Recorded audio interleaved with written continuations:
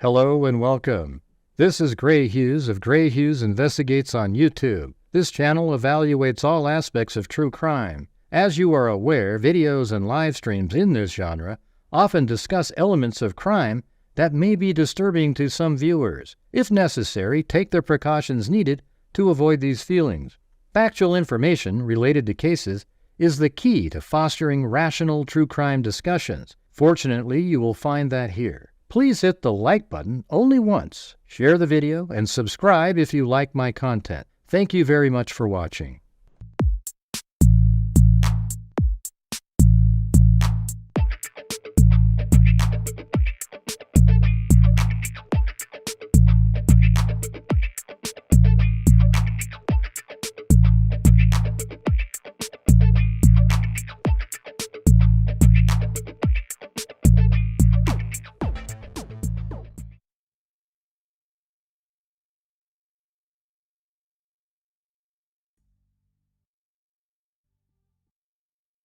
Can you guys hear me at all? Like, it's so crazy. None of the audio is working. Why would that be? Oh, yeah, no. There we go. Hey, yeah.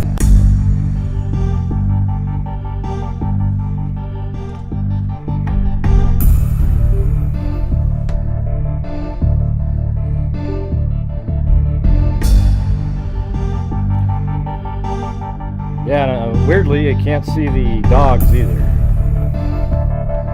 Doesn't work. Guess we'll just use this one.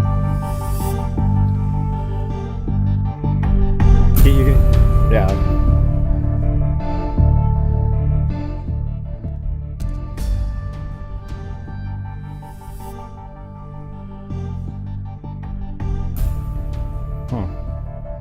It makes me wonder if the oh, there you go. Okay, now everything works again. Huh, weird. All turned off by itself. Well, I put out the video today on the Connecticut River Valley killer. They had average views or whatever you want to call it, but I'm hoping more people want to show up to listen to this, because I'm going to go over the whole case again. I found better articles than I had originally, because I covered this back in November of 2021, so kind of like a year into the pandemic or whatever the hell it is. And by the way, we heard back from one of our scholarship winners. All right, they wrote they got a $3,000 scholarship called Fallen Freaks Scholarship Fund for, it's in honor of anybody that's a freak here, a member of the channel that passes away, Hey, thanks, Eugenie. Gifted 5 memberships to Marie, Kimberly, Gabaldon, Gibbo, BB88, and EI Rule. Hello, Truth Sleuth.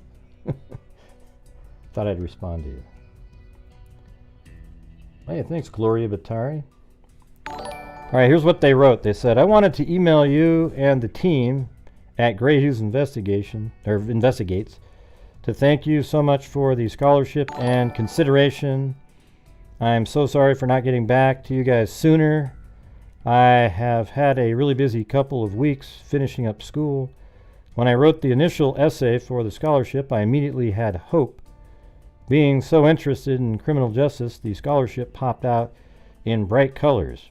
I have a unique story, and I felt that it fit perfectly with your mission. I can't wait to begin my career and studies in criminal justice, and thanks to you, I have a little bit less to worry about. I really can't thank you and the team enough for the consideration and, in turn, an investment in my future and the future of criminal justice. Once again, thank you so much for picking me to receive your support. And that's pretty sweet, huh? Anyways, that was pretty cool. It's kind of neat, It's like, hell, look at that. But apparently, these guys could have just waited for good old Joe Biden to just give them back their money that college cost.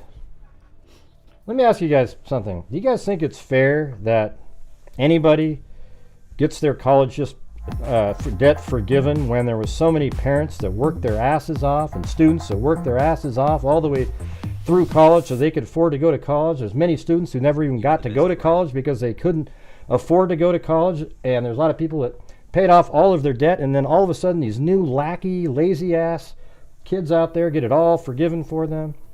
I mean, that is ridiculous, you guys. Okay? Ridiculous. There is no way in hell that should be done. And it's not even legal to do it. All right. Anyways, that's unrelated to the topic, but I wanted to just throw that out there because I think it's disgusting. Now, if you're a student, you think, yay, but you're not thinking logically and rationally. You just like the fact that you get it paid off. You're not thinking about it in reality. I mean, I bet you in this chat right now are many, many parents who sacrificed and paid a shitload of money for their kid to go to college, and they aren't going to get a nickel back. All right. Anyways, that's that part. But hey, at least we did our part and gave money as a scholarship to somebody. That's kind of how it should work, right? Well, good for you, Stargazer. See, that's right. That's how you do it. Yeah. Well, hey, good for you, Big Bird 420. That's how it should be, right? That was a he in that case. This is a person named,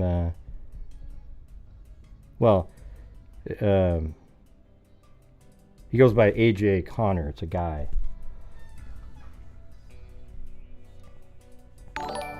We haven't heard back from the female winner.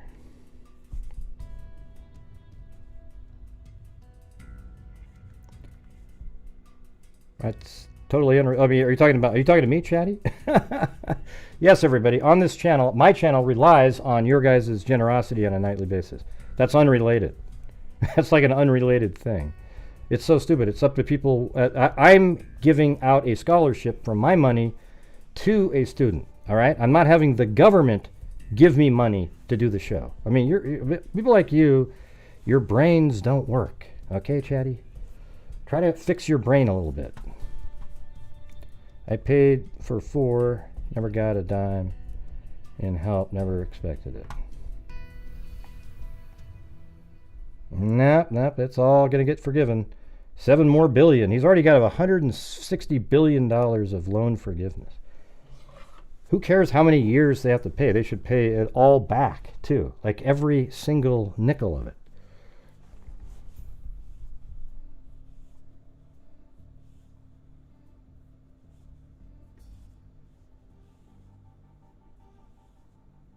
No, that's not it. Let's see, might have handouts, but yeah. Well, the thing is, that's how my show works. You guys are supporting the channel. I mean, last night was pretty cool. I wish it worked like that every single night, where it was just kind of like everybody just a little bit here, a little bit there, and it kind of worked out. All right, there is no ad revenue on these live streams, so you guys are the sole source of income for it. I spend 3 hours doing the show and many more hours getting ready for the show. And it'd be nice if there was some sort of income on it, because this is a monetized YouTube channel, everybody. All right. Who actually does stuff.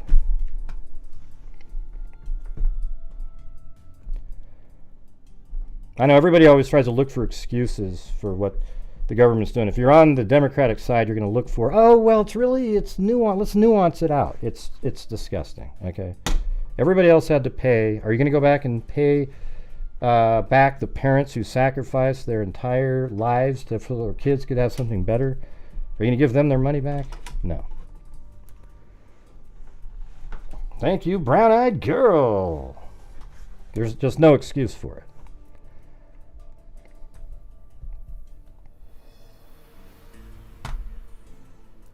I would just say start trying to figure out how to lower the cost of college. It's ridiculous the cost people are paying right now. I mean, come on. It was $495 a term when I was in college. Now it's like $7,000. Stupid. There's no way it should cost that much. Hey, thanks, Brown Eyed Girl. Okay, let's get going here. So just yesterday, they were doing a search on a property in, I guess it's Newport, New Hampshire.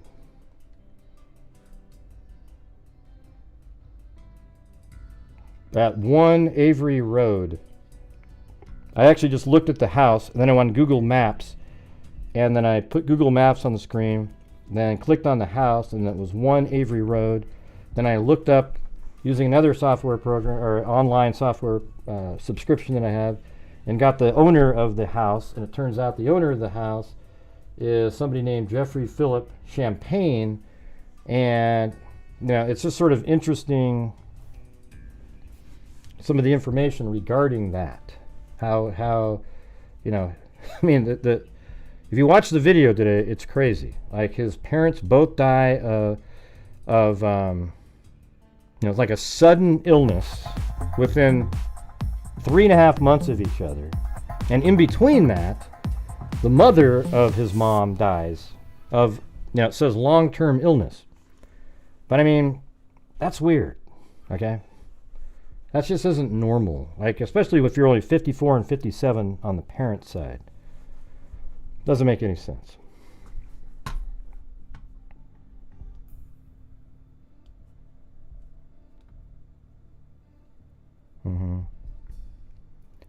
Are we back? Are we on to this topic now? I just wanted to bring that part up really quick and then drop it and move on. Yeah, okay. Yeah, I guess I shouldn't have brought that up. All right, so we're going to go back in time and go through all of the different murders and homicide, they're all murders actually, and then all the way up and through Jane Borowski, who's the surviving victim. Like, she actually survived. She was pregnant too, and apparently the fetus survived. I don't know what happened later. Like, at the time they called it a fetus, right? In the paper, I would just call it a baby. It survived the stabbing, but I don't know what turned out. I didn't really know if the child lived or anything like that after the initial time in the hospital. I mean, she was stabbed 27 times. I mean, what a miracle that is.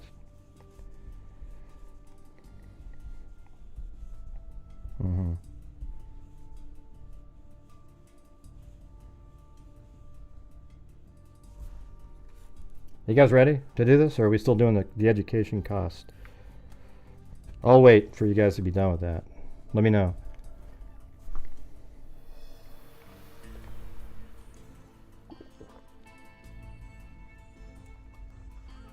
Right.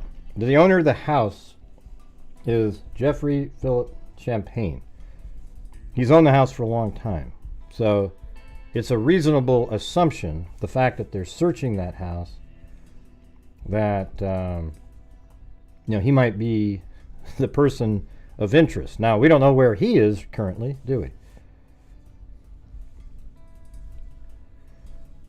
He's 68 years old now, and the whole Maura Murray, I don't believe he's connected to Maura Murray. He could be, but he's 68 now, and he was 44 or 48 during Maura Murray's time, which is, that's kind of a heyday age for a serial killer. But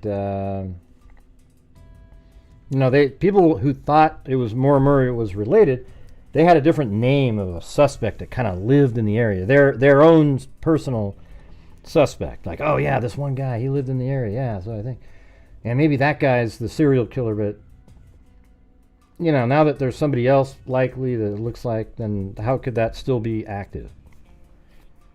Who knows? However, maybe they had the wrong person in that case. Are you ready, Truth Sleuth? Or are you still talking about education costs?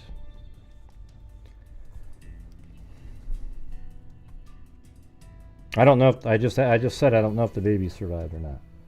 Anyways, let's go to the this is Kathy Milliken. All right, but hey, you guys, on tonight's show, let's see if there's you guys have the same ability as last night to kind of keep supporting the channel, trickling through the show. It seemed to kind of work, had a better flow to it. We don't have the same people in here making it happen, but it'd be nice if you guys were able to do that, because again, like I said, you guys are the sole source, and we're, you know, starting off mildly slow here.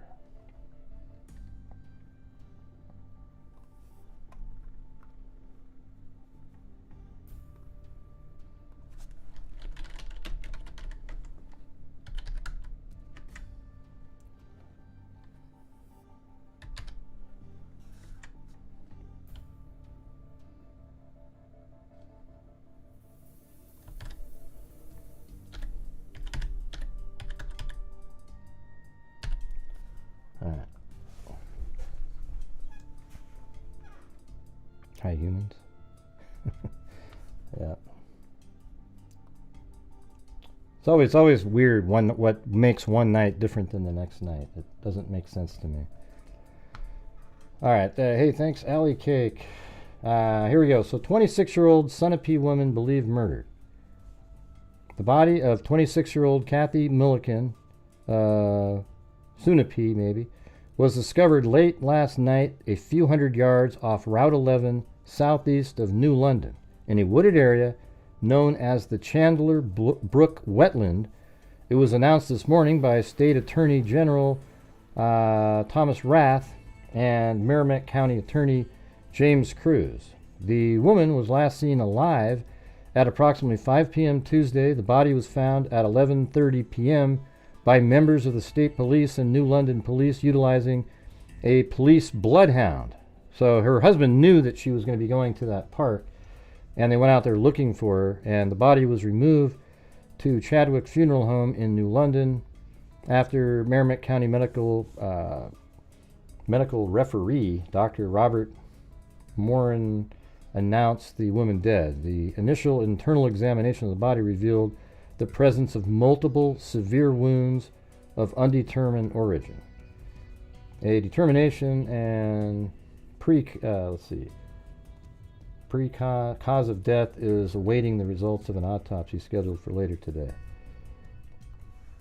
So that location is right here. So that, like, all these murders are sort of in this, see all these yellow pins? It's just kind of around in this area here. Thanks, Alley Cake. Flounder 23. Paulette Leonard and Katja T. So here's the wetland right here. And here's Highway 11. So, you know, somewhere off into the wetland area, 100 yards off into the wetland. So, hey, thanks, Vibe Chick. All right, now let's move on to the next article. A woman's death ruled homicide. So tonight's one of those nights like the old school. I'm going to be reading the newspaper articles as they happened at the time. So I know that's not as like bing bang zing, you know, all exciting, but it all makes sense at the end. Okay? Attorney General Thomas Rath and Merrimack County Attorney James Cruz last night said an autopsy performed on the body of 27-year-old Kathy Milliken found in a wooded area in New London. Let me turn this off for this. I'll be back if you want me to. Let's see. It just says, I'm happy to help. Thanks for your work, Gray. Well, thank you. And then all the rest of them. And then Vibe Chick said, hey, Gray. Hey, freaks. All right. So it says right here, an autopsy was conducted at the Mary Hitchcock Memorial Hospital. But right here, this is the main part. Has revealed that Mrs. Milliken died of blood loss due to multiple stab wounds to the neck, chest, back, abdomen, and thigh area. I mean, so this person just went absolutely nuts, which actually sounds very similar to Jane Borowski's murder, right? Or attempted murder. Yeah, 27 stab wounds, etc. The woman was last seen alive at approximately 5 p.m. Tuesday, more than 30 hours before the body was found. Rath said the time of death was probably around the time she was last seen. No weapon has been found in the area of the suspected homicide, but Rass said the instrument used was one that could easily slash. Mrs. Mulliken, a resident of Granite Road, was born in Newport and was a 1968 graduate of Sunapee High School. She was graduated magna cum laude with a BA degree in art history from Connecticut College in New London, Connecticut. She had studied one semester at the London Polytechnic Institute in London, England. She was a member of the Phi Beta Kappa Honor Society and received her certificate of ornithology, that's study of birds, at Cornell University last June.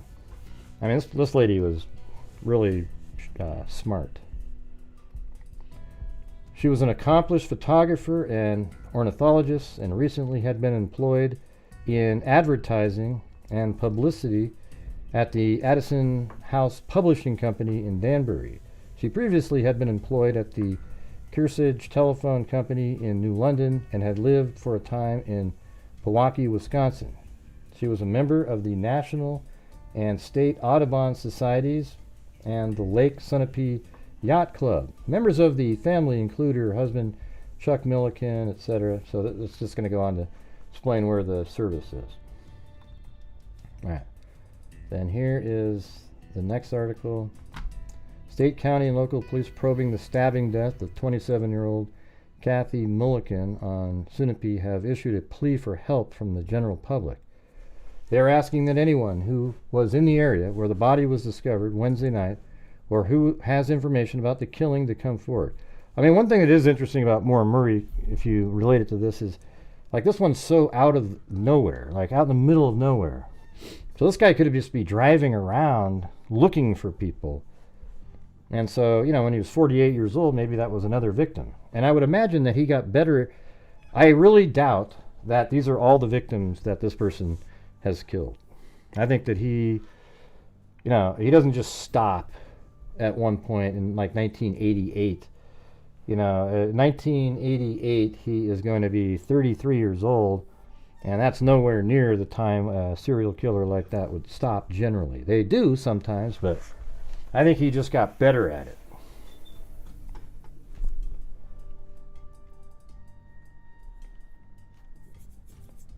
That's when police noticed Mrs. Mulliken's auto on the side of the Route 11.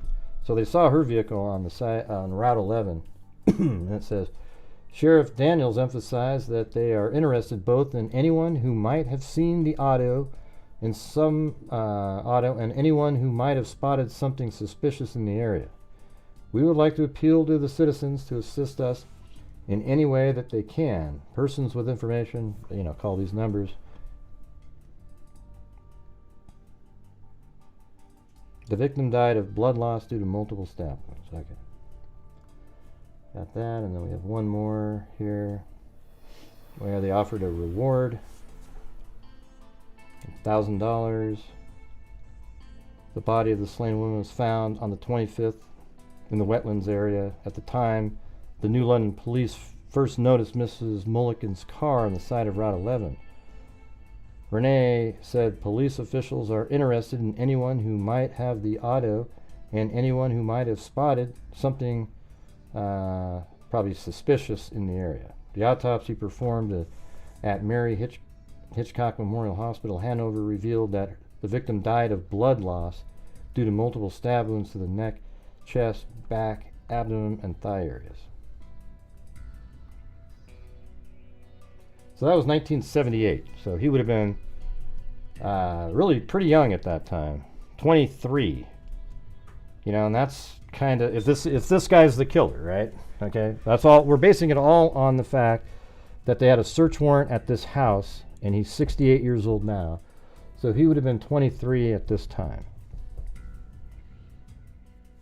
Because this is he was born in 55. This is 78, so 22, 23.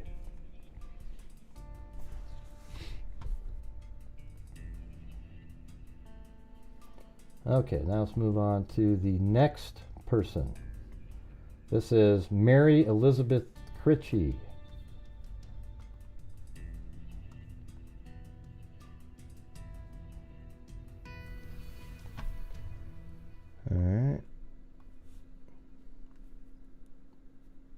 Yeah, August. This is August here. Okay. Let me zoom in.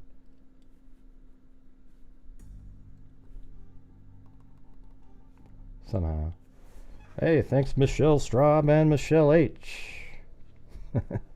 Thanks for keeping it going there. Missing woman may have gone through town. The sister of a woman missing since July 25th has been tracing her steps from Framingham, Massachusetts through Brattleboro to Waterbury in an attempt to locate her. Cecilia Critchley of Forestville, Connecticut, said in a letter to the Reformer that her sister, Mary Elizabeth Betsy Critchley, left Framingham July 25th after a visit with her dentist and began hitchhiking back to her home in Waterbury. See, this guy seems like he's traveling around opportunistically attacking people. She planned to travel through Brattleboro, the sister said. Mrs. Critchley said she had reported her sister's disappearance to state police in Massachusetts, New Hampshire, and Vermont. She notified Vermont State Police in Brattleboro Saturday night. The missing woman is 5 foot 8 inches tall, weighs 135 pounds, and has long brown hair tied back, her sister said. This is 1981, August 9th. She was wearing tan pants, a maroon sweater, and brown leather sandals, and was carrying a small blue knapsack when she was last seen, according to her sister. Miss Critchley said her sister lived in Brattleboro at one time and attended Antioch, New England Graduate School in Keene, New Hampshire. Then we have this one. Hey, Pixie Blue gifted 5 memberships. Welcome to DH, GG, Vivacious Val, Don DeGraff, and Exit Velocity. And then Maddie just gifted a membership to Sharp Tack. All right. Very cool. Welcome, everybody. When you do these shows that are off the beaten path, you don't get the same number of viewers, but it's not bad. I mean, 240 is better than last night, right? I mean, it's pretty good. Also, the area that we're covering is very liberal, so they probably didn't like my comment that I just made about education. I just realized that. Oops. So, people from the area that were tuning in, how dare that bastard Gray? I want my school paid for too. Oh yeah, that's how it went. I just realized that though. Oh well, you know what? That's just the way it is. If you're a cancel culture type, I'm not interested in you anyways. How do you like that? Anyways, Unity body identified. A partially decomposed woman's body found by woodcutters off Old Sage Road. Which one is this one?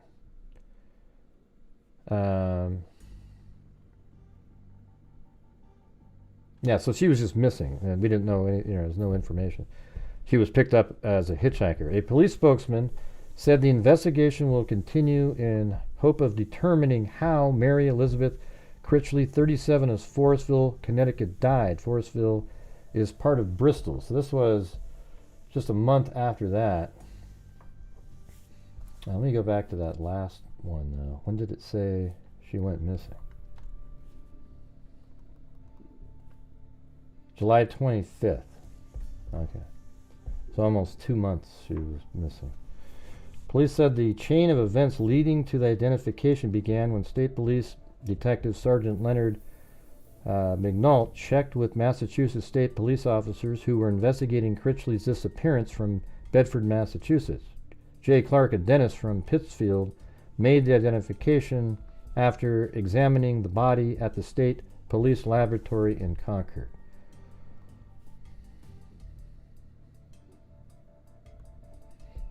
All right, so then we're moving on to, that's another one of the victims there. And then later I'll show you, I have pictures of all of them too.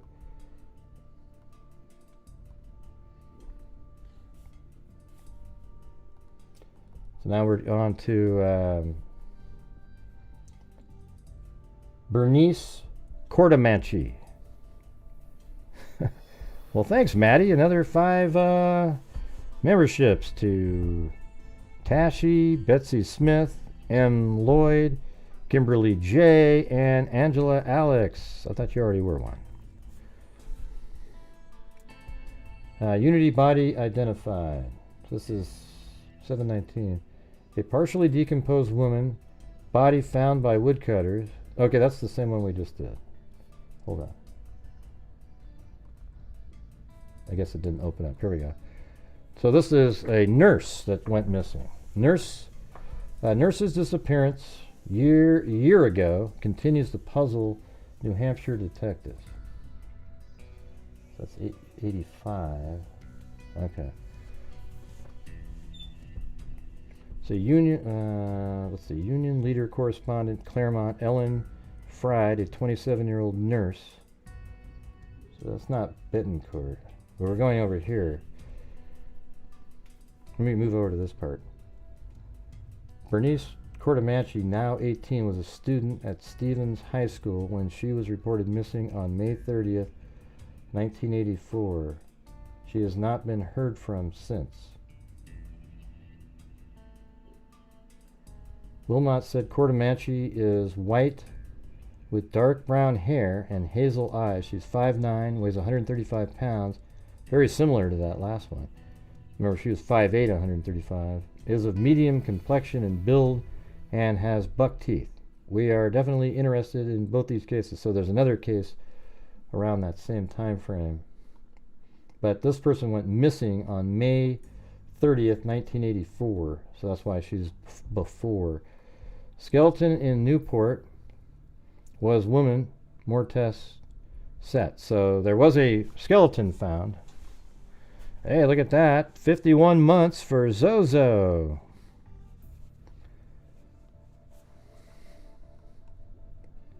Bernice Court-authorized, now 18, was a student. I think we just did one similar to that.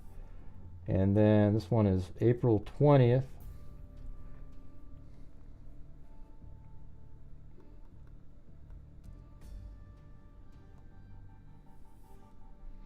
Unidentified bodies found at 2 sites. The remains of 2 unidentified bodies were discovered in separate instances Saturday. The New Hampshire Attorney General's office said. In Ashland, the body of a white woman was discovered about 12:30 p.m. in the woods near intersection of Route 3 and Owl Brook Road. Authorities said the woman was found by fishermen and appeared to be between the age of 40 and 60. She was about 5'7", with medium-length hair, colored blonde. She wore a green and black insulated wool jacket, blue jeans, and brown moccasins. The Attorney General's office said an autopsy showed the women died sometime during the winter from exposure, and there appeared to be no evidence of foul play. The skeletal remains of another person was found Saturday by a fisherman in the woods off Cat Hole Road. The remains were to be sent to Augusta, Maine for examination. Then on the 23rd, Newport skeleton, Claremont girl. So that one that they just found. Skeletal remains discovered Saturday have been identified as those of Bernice Court-authorized of Claremont, who was a 17-year-old student. So where it's discovered and identified, and it says of Claremont, who was 17 years old, from Stevens High School in Claremont when she disappeared May 30th, 1984. Her remains were found about a mile or 2 from the spot where the bones of Ellen Ruth Fried, a 27-year-old nurse at Claremont Valley Regional Hospital, were discovered September 19th. See, I'm going to have to go back to that one. See, I'm doing this by date, not of discovery, but when they went missing.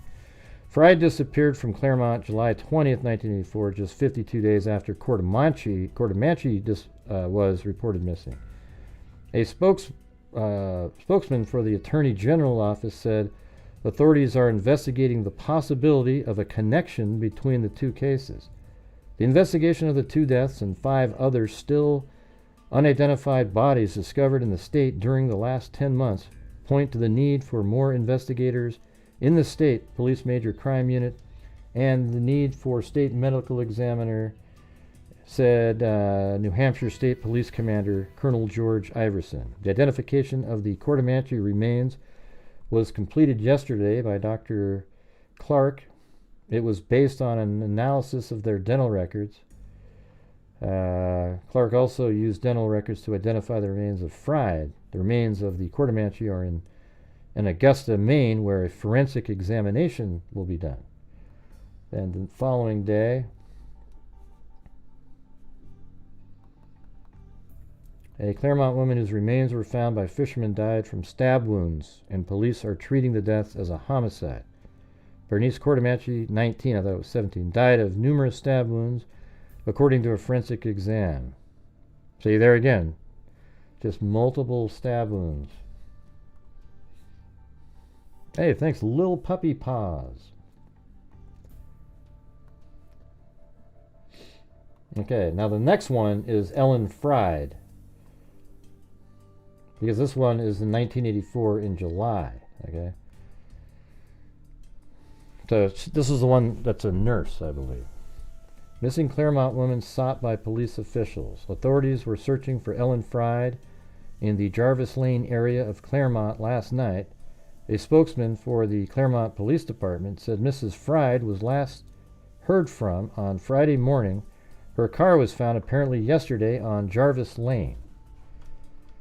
So if we just go back, I guess we could do Mary. It doesn't have exact spots for some of them, but Fried.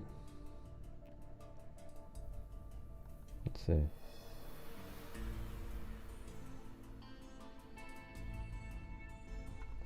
Let's get that lane. Jarvis Lane.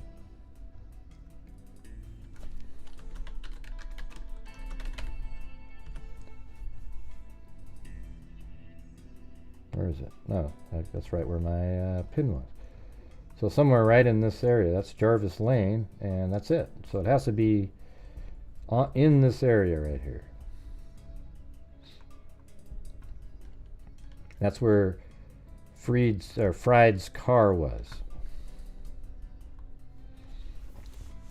Claremont Police Department said Mrs. Fried was last heard from on Friday morning. Her car was found apparently yesterday on Jarvis Lane. Participating in the search were personnel from the Claremont Police Department, New Hampshire State Police, and the Fish and Game Department. The Claremont Police Department urged anyone with information to call them. And a day later, search of missing nurse ends without clue. About 30 people continued their search for Ellen Fried, 27, of Claremont, in the woods off Jarvis Lane yesterday. Fried, a nurse at the Valley Regional Hospital in Claremont, has been missing since Friday. Yesterday's search ended up successfully about 6 p.m. A dispatcher from the Claremont Police Department said last night. Claremont Police Chief Adam Bauer yesterday said he could not rule out the possibility that foul play was involved. The search team includes personnel from the Claremont Police and Fire Department. The search team yesterday was combing a 150 to 200 acre area off Jarvis Lane where a vehicle belonging to Fried was found. Police conducted an air search of the area. On Monday, 2 all-terrain vehicles and bloodhounds were also used in the search. Fried is 5'7", 125 pounds, so another sort of taller woman, has brown hair and green eyes. She is single and resides at 25 Chestnut Street. So let's see, do I have that? 25 Chestnut Street in Claremont. All right, so this isn't going to be too far away. So that's where apparently she lived at the time. I didn't have that. Nice. I like getting more pieces of information. So let's see what it looks like on a satellite back in 98. Okay, see how there's like a house there at that time, and then there still looks like there's still something there, and then it kind of looks like it's Maybe still something. All right, there we go. But now there's nothing in. Look at that. That's 2020. There's nothing there, but the one prior there was a house there. So let's see what happens if you go down to Street View here. Yeah, there used to be a house right there. It's gone. So this is one of those ones. If you see how it's there when I went up in the air. So if I go to Google Maps at this point, and let's see.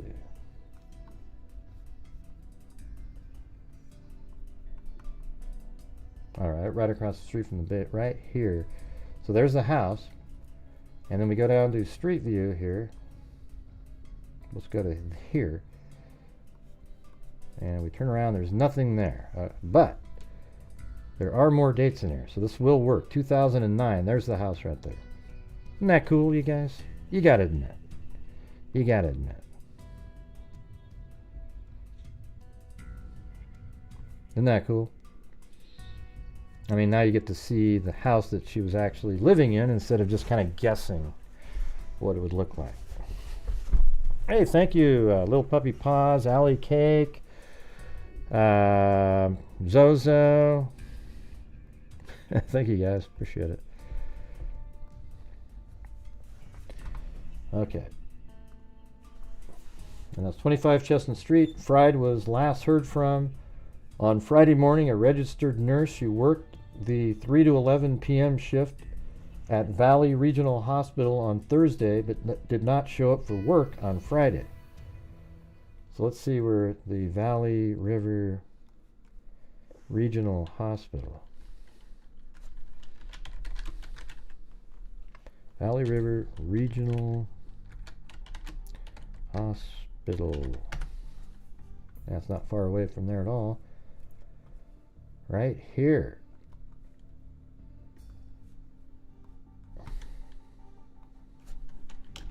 Valley River Regional Hospital worked. Yeah, so maybe she got hitchhiked, or she had it was her own car though, right? Because we're on Fried, right? Yeah, Ellen Fried right here. So her car was found there. She lived here, so that means somebody dumped her car here, so it wouldn't be that strange if her body was found somewhere in this area, but yeah, no, it's kind of odd. You'd have to have your car put somewhere. I mean, did this person, how far of a walk is this? This is kind of interesting. Yeah, it's only 2 miles. So he could have parked here, right, and then walked all the way over to the hospital here waiting for a nurse or somebody to get into their car, and then he pulls out a gun on them and gets into their own vehicle with them, then takes them to in her own vehicle to here, dumps her vehicle here, and then gets in his own vehicle either with her, or he takes off and her body was found somewhere around here. But maybe she was alive when she got into his vehicle, and then he takes her somewhere else even. So it just completely throws off the investigation at that point. And probably back then, I mean, let's go back and see what it looked like even. Yeah, I mean, 1998, it looks a little bit more open, I guess. But what did it look, I mean, we don't know what it looked like. That's 94. And then that looks terrible. But that was 85, so that was around the time. So who knows? I mean, was it over here? Was this considered the same lane back then? And maybe it was in these trees. Was it over here? But apparently that's what the lane used to be, right over here.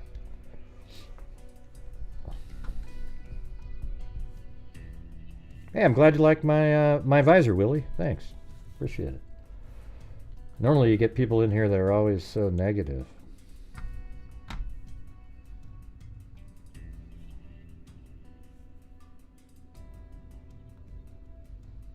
Okay, we're on to the next one. Valley Regional Nurse missing for 5th day. Authorities have completed the first phase of their investigation into the disappearance of Ellen Fried, 27 of Claremont, but she remains missing.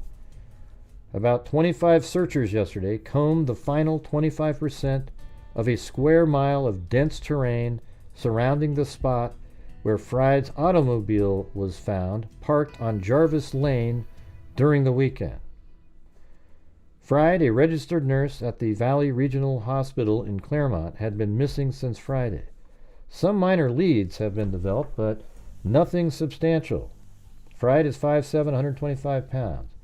The Claremont Police Department, call them if you have any information, but, numbers don't work, and it's a long time ago. Yesterday's search party, which ended, it's about 12:30 p.m., included more than 24 personnel from the Claremont Police and Fire Department. Bauer said an additional 4 or 5 policemen are assisting in the investigation. Bauer, it was secured. Not sure why. There must be a word missing there. Probably Bauer said it was secured and nothing appeared amiss before police impounded it. Fried was last heard from on Friday morning. She worked the 3 to 11 p.m. shift at the hospital on Thursday, failed to show up for Friday. Okay, so she was alive, so maybe on her way to work, something happened this time. She worked from 3 to 11 p.m. the night before, so Friday morning, if somebody heard from her, that means likely somebody at her house commandeered her, and still the other, well, I don't know then at that point, how far is the house from, well, there's a house there, so look at, it's not that far of a difference here, right? So I guess you could have been here, and then that's probably a 4-mile walk to there. Thank you, Cheryl Bullock. I'm not sure what you're talking about, Donna. What do you mean on Elm Street? What does that mean? Oh, you mean Nightmare on? Yeah.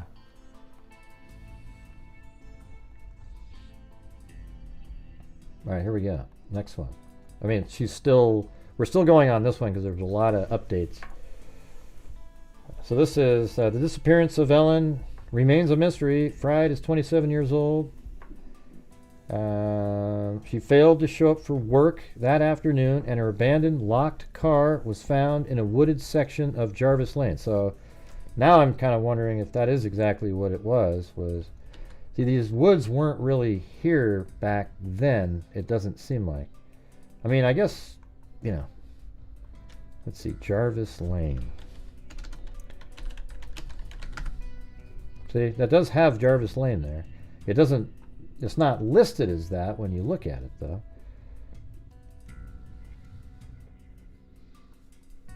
This is what it looks like there, though. This is really dense and creepy looking. If you were, see, it says Benjamin Place, but apparently that's also Jarvis Lane, because you can see right there. See how it put that on there? Is there another? No, it's the only place listed as that. So it's either there, or maybe this was Jarvis Lane at one point too, and it's over there.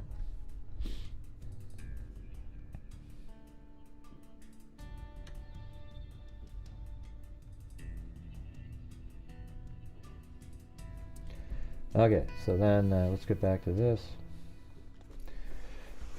Jarvis Lane later that night. Former schoolmates of the woman. We were pretty much exhausted. Hold on, it's going to be my wife. Hold on a second.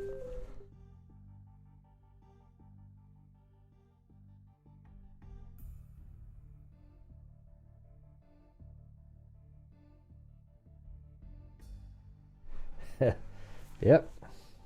It's like clockwork. But we don't have any strong inclination as to what may have happened, he said. Bauer said the department is continuing to pursue all information it receives about the woman. Bauer said that psychics have offered information. Of course they have, everybody. Yeah, the blood-sucking psychics. Fried is 5'7", weighs 125 pounds, has brown hair. I don't like you anymore, Gray. I love psychics. She is single and was living at 25 Chestnut Street at the time that she disappeared. Fried, a registered nurse, worked the 3:11 p.m. shift at the Claremont Hospital. And you know that all those dates were the 24th, 25th, 26th, 29th. Now we're actually a year later, July 7th, July 19th, 1985. So 10 months later. Nurse disappearance a year ago continues to puzzle the New Hampshire detectives. Ellen Fried, a 27-year-old nurse at the Valley Regional Hospital, disappeared without a trace 1 year ago tomorrow. We're still totally baffled by the case, Detective William T. Wilmot, Jr. of the Claremont Police Department said yesterday. We got an occasional lead, but not as often as we'd like. Fried was last heard from on the morning of July 20th. She failed to show up for work at Valley Regional Hospital that afternoon, and her abandoned locked car was found in a wooded section off Jarvis Lane later that night. State and local police, Claremont firefighters, and personnel from the New Hampshire Fish and Game Department conducted an extensive but unsuccessful search of the Jarvis Lane area in the following days. So she wasn't found in that where her car was found. No sign of foul play. Now you sort of wonder if he took her back to his house in his own car. See, once her car is abandoned there, notice how it diverted the entire search to that area where the car was found. But what if his car was already waiting in that area and he transfers her to his car and perhaps even takes her to his house? Wilmot said Fried was financially secure when she disappeared and that a thorough investigation of her car revealed nothing unusual. By the end of September, the police department had interviewed more than 100 of the women's friends, relatives, fellow workers, and former schoolmates. The department even pursued information offered by psychics. Isn't that sad? What a waste of time. Fried's relatives and friends ran an advertisement about the missing woman for about 10 months in the Advisor, a free weekly newspaper published by Eagle Publication, Inc. of Claremont. Let's see. The ad, how does this work here? Which has not run in the past 2 months, described Fried as being small-framed, 5'7", 125 pounds, and having shoulder-length blonde hair with streaks of gray. Help us find her, the ad said. Wilmot said the Fried case remains open and that employees of the department regularly check a nationwide teletype system to see if bodies or amnesia victims match Fried description, I think is what it meant to say. It says desertion. Fried is one of the Claremont women who have been missing for a year or more. Bernice Courtamachi, now 18, was a student at Stevens High School when she was reported missing on May 30th, 1984. So she's missing too at the time. See, both of these women are missing, and they're both found sort of around a similar time frame. Wilmot said Courtamachi is white, dark hair, so we already went through her. She was the last one we did. And so this was, that was July 19th, 1985. And then we go here. Skeleton in Newport was woman, Mortes said. A union leader correspondent in Newport, a forensic pathologist, has identified skeletal remains that were found in a wooded area in the Kelleyville section of town last week as being those from a grown white woman. However, Dr. something was unable to determine the cause of the woman's death during his preliminary examination in the New Hampshire State Police Criminal Lab. The remains will be further analyzed and compared with the dental records of women reported missing in the general geographic area in an effort to make a positive identification, said Assistant Attorney General Stephen Weiner. Weiner also said yesterday afternoon that his office hopes to have dental analysis completed over the next couple of days. Among the missing women whose dental records will be checked is Ellen Fried, a 27-year-old nurse at Valley Regional Hospital, Claremont, who disappeared without a trace in July of 1984. Fried failed to show up at her work that afternoon, and her abandoned locked car was found in a wooded section off Jarvis Lane in Claremont. Yeah, so let's go to the last. So October 2nd, 1985, Human bones that were found in a wooded area in Kelleyville section of town September 19th, yesterday, were identified as the remains of Ellen Ruth Fried. So let's see where the hell that is. Where is Kelleyville? Now, does this head back towards where that house is? Just curious. Oh my God, really? Oh, Jesus, it goes right back. I didn't even check this yet. Look at this. Her body was found in Kelleyville area. Whoa, well, who the hell lives there? That is incredible. I mean, that is freaking nuts. So here's Kelleyville, Vermont, but look at the pin. Amazingly, the pin, when you type in Kelleyville, lands, hold on, let's just get this figured out here. I mean, it's 78 yards from his house, the house that they're looking at. I mean, what are the odds of that? You know, so the pin that they put is right there.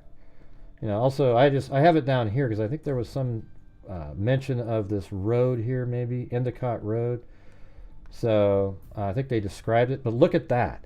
This house is here, and then you have this road that goes up, and this is where her body's found. Oh man, that's crazy.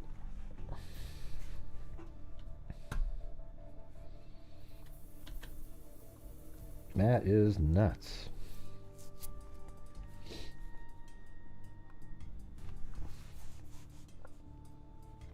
Authorities have been unable to determine the cause of the woman's death. We're investigating all possibilities from the natural causes to accidental death to homicide.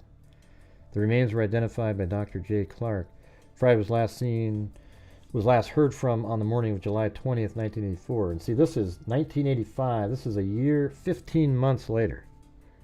Were you guys listening to that stuff we just did right there? I mean, that was pretty significant, but nobody seemed to understand what I was saying. You know, they just said her body was found in Kelleyville, and it's right next to where Jeffrey Philip Champagne's house is. So, like, the car is way up there, you know, over here as a head fake to look over there, but then her body's found right next to his house, basically, you know. I mean, that's pretty insane.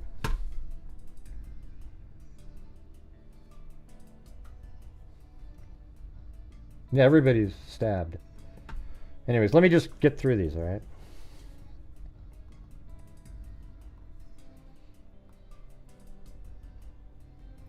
Her card revealed nothing unusual. Fried, who was single, was living at 42 Chestnut Street. Now it's 42 Chestnut? I thought it was 25. Due to the nature and course of the investigation, all press releases and public statements shall be issued by the Attorney General's office. The skeletal remains of the woman were found by two people who were in the woods. The remains were found in a gully beneath a toppled hemlock tree on a wooded hillside just off of Old Claremont and Concord Railroad right-of-way next to the Sugar River. Okay, let's try to figure this out here. That's the Sugar River. I'm gonna try to get this more. Claremont and Concord, just off the old Claremont and Concord Railway.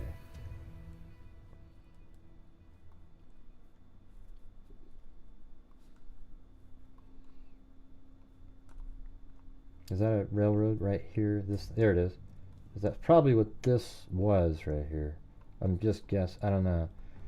It's hard to tell. I mean, was this an old railroad here? But now it's a trail, kind of like Delphi has. I mean, it sort of makes sense.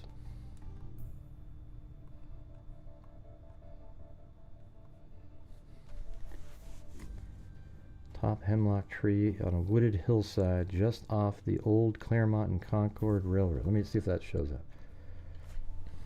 Claremont and Concord Railway. All right, you guys, if you can help support the channel tonight, that'd be great. Thank you very much. And this guy has it way over here.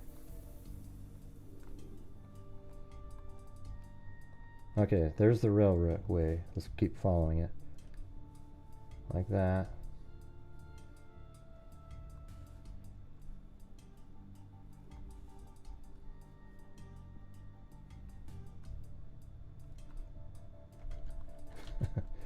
That gets, okay, so it keeps going. Jeez.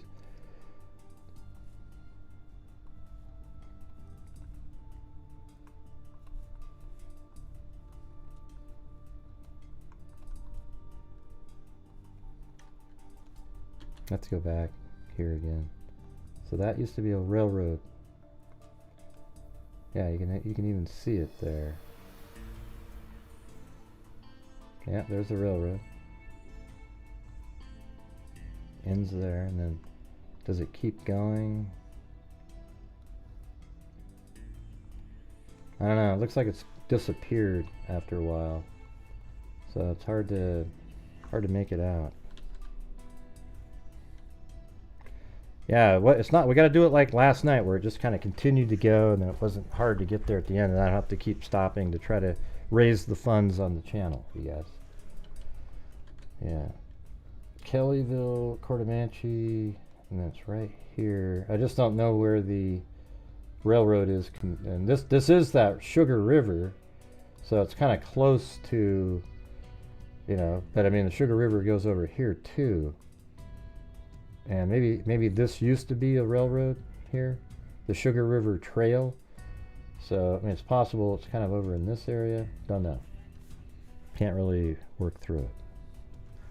Fried relatives and friends ran an advertisement about the missing woman for about 10 months in the Advisor, a free weekly newspaper published in Claremont. The ad described Fried as being small frame, 5'7", weighing 125 pounds.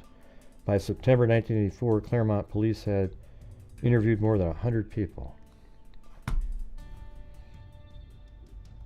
All right, I'll just put it on the screen so you see where we're at compared to last night.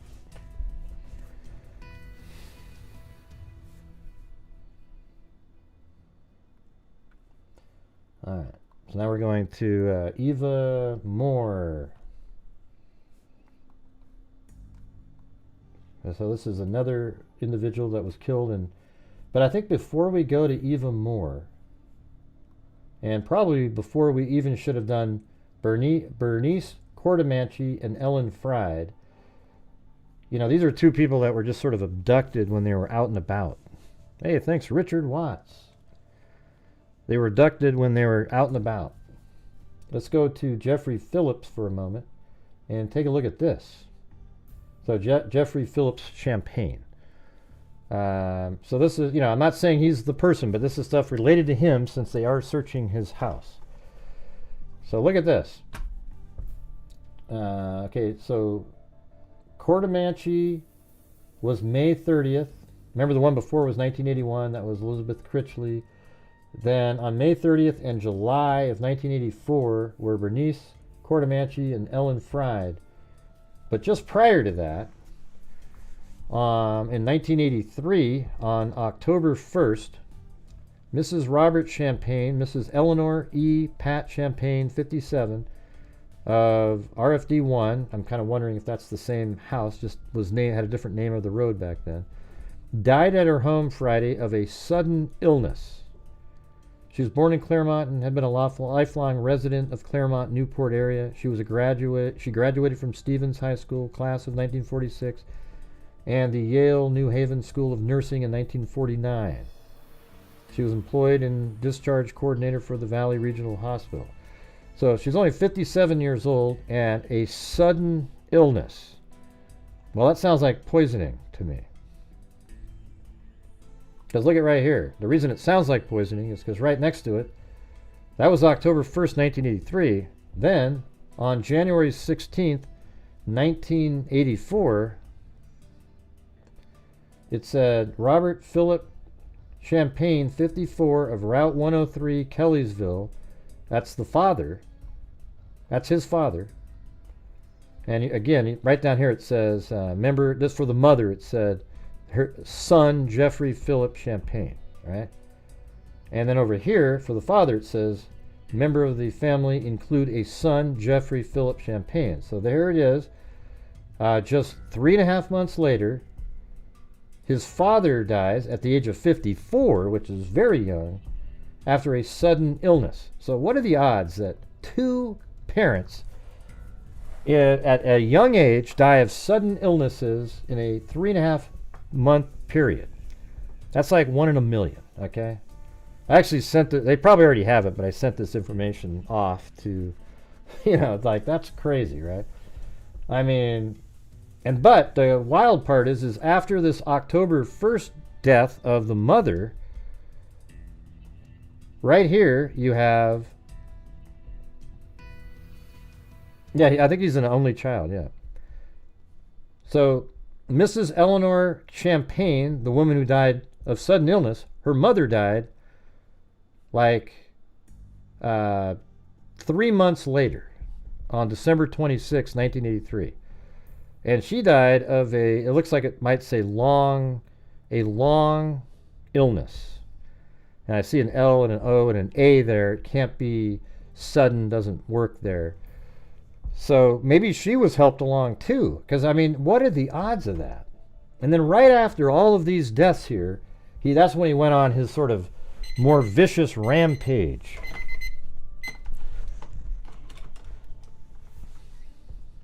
So you guys, how do we get us going tonight like we did last night on a similar type of show?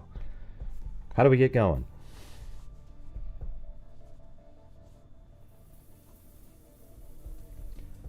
Yeah, so then it says on 1984, Bernice Courtemanche, and then Ellen Fried. So just literally within 6 months, he killed 2 people. Viciously. All right, so now we're on to, we just did Fried, now we're on to Eva Moore. This is 1985, so the following year. Police seek missing Charlestown woman.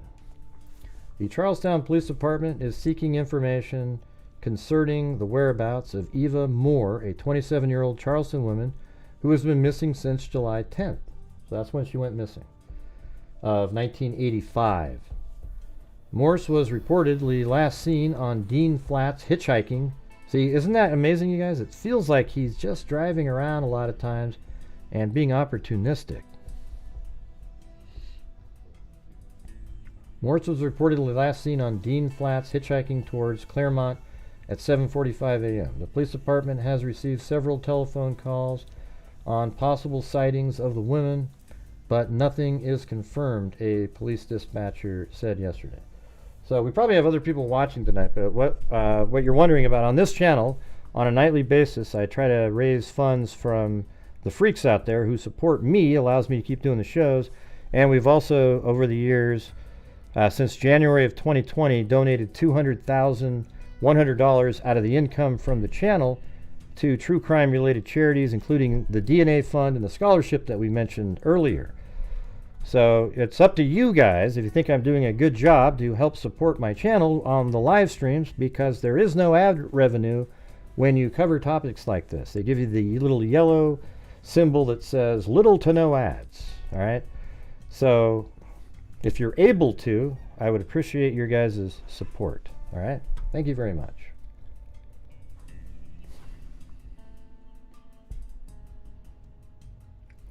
She was reportedly last seen on Dean Flats hitchhiking towards Claremont at 7:45 in the morning. The police department has received several telephone calls on possible sightings of the woman, but nothing confirmed, a police dispatcher said yesterday. A front page advertisement concerning the missing woman appeared in yesterday's Eagle Times newspaper in Claremont. Morse reportedly was wearing a light blue windbreaker, a medium to dark blue terry shirt, and blue jeans. The woman is approximately 5'6" and weighs 200 pounds. She has brown hair and eyes, and usually wears glasses. Morse reportedly showed up at the J.H. Dunning Court plant in North Walport, where she works, at 7 a.m. on July 10th. She reportedly showed up at the J.H. Dunning Court plant in North Walport, where she works at 7 a.m. on July 10th. Woman has last been seen on July 10th. Hitchhiking towards Claremont. Why would she be where she works at 7 a.m. on July 10th, but left because she didn't... Oh, okay. I was wondering why she left already. Thank you, Lisa Valenzuela. Hey, at least it didn't fall on deaf ears on a few of you there. Hey, Michelle H. and Paulette Leonard. Thank you. Morse reportedly showed up at the J.H. Dunning Court plant in North Walport, where she works at 7 a.m. on July 10th, but left because she didn't feel well.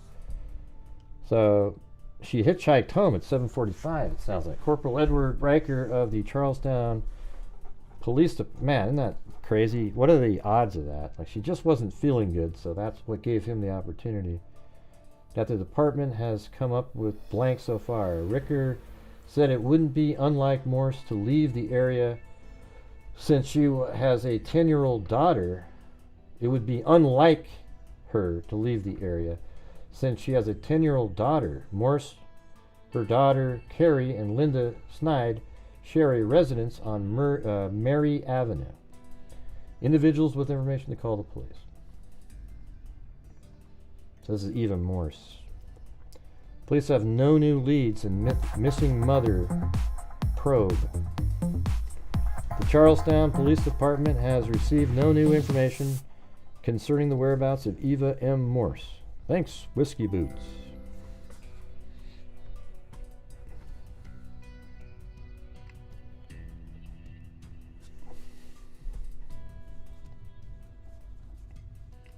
Not a thing, nothing, said Corporal Edward Ricker, who was heading the investigation for the police department. Ricker said Morse's 10-year-old daughter, Carrie, appeared to be in good spirits when he visited the girl yesterday. Michael and Linda Snide are taking care of Carrie at their Mary Avenue residence they share with Morse and the child. She's doing very well as can be expected with her mother missing. Linda Snide said of Carrie, "We've been keeping her busy around the house, and she has some friends to play with." Let's see. On July 10th, she had reported to work at the J.H. Dunning Court plant in North Walport earlier that morning, but left without punching her time card because she did not feel well. Morse reportedly was wearing a light blue windbreaker, a medium to dark blue terry shirt, and blue jeans. The woman is approximately 5'6" and weighs 200 pounds. She has brown hair and eyes and usually wears glasses. Rickers said the police department hasn't had any leads about the woman since news of her disappearance first appeared in a local newspaper. Other than that, we haven't had a word, Rickers said. Yeah. There's that.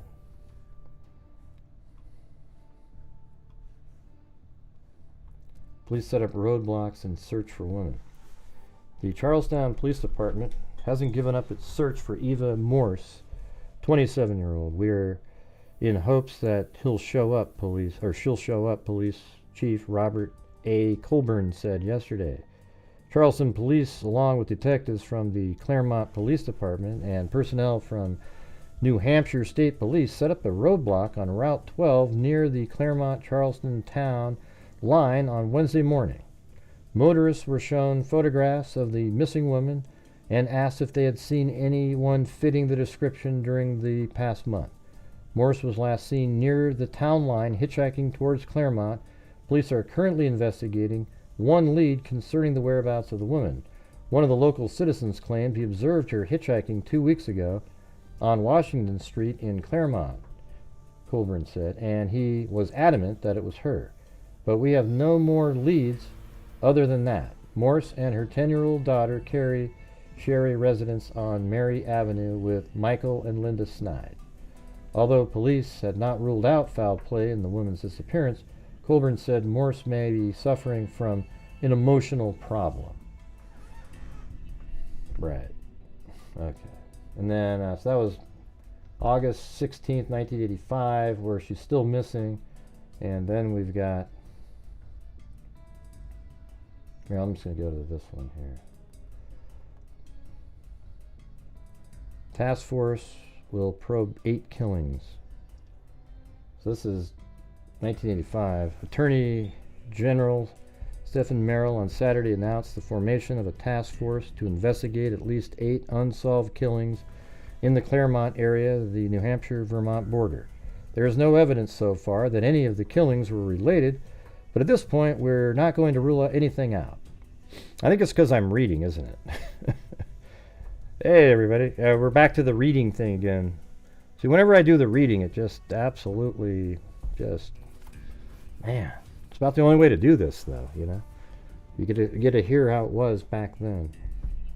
We're going to move from the remains, those remains, we're looking at four remains as the central core of the investigation, including the bodies of 2 women hitchhikers found in Sullivan County woods in the past week.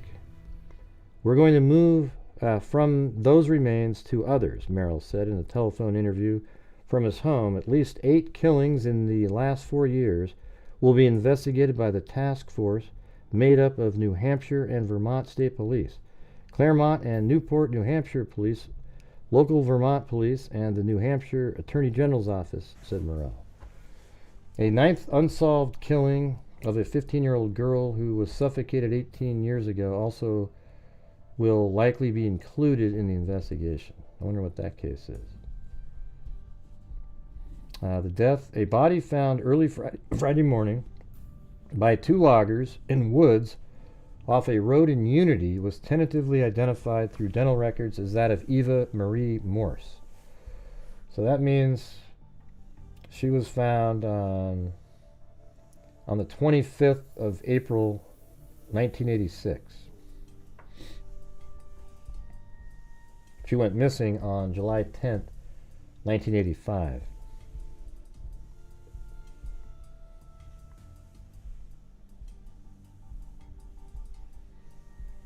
And she disappeared. Morse last was seen hitchhiking on Route 11 and 12 northbound in North Charlestown, just a few miles from the spot where her remains were found. Her death is being treated as a homicide. Let's see, woods off of a road in Unity. Hitchhiking on Route 11 and 12 northbound.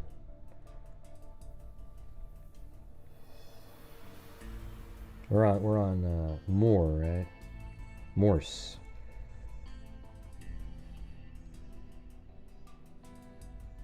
So that's Unity. Okay, so she was found right around in here.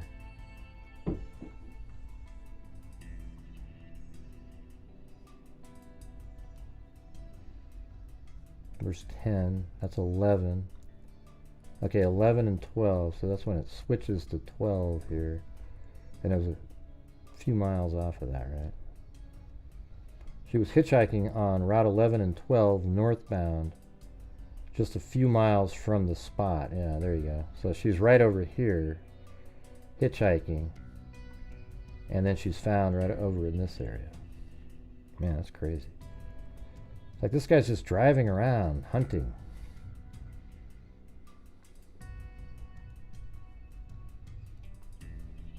The remains of, Morse remains were found within 500 to 600 feet from the spot where the bones of Elizabeth Critchley were found in 1982.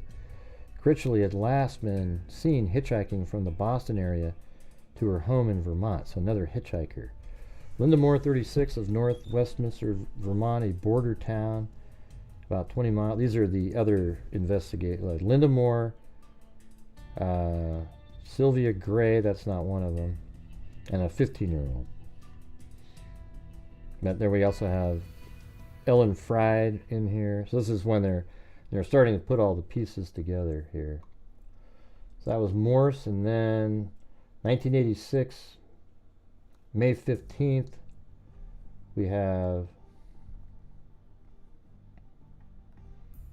Linda Moore, and here's one of them.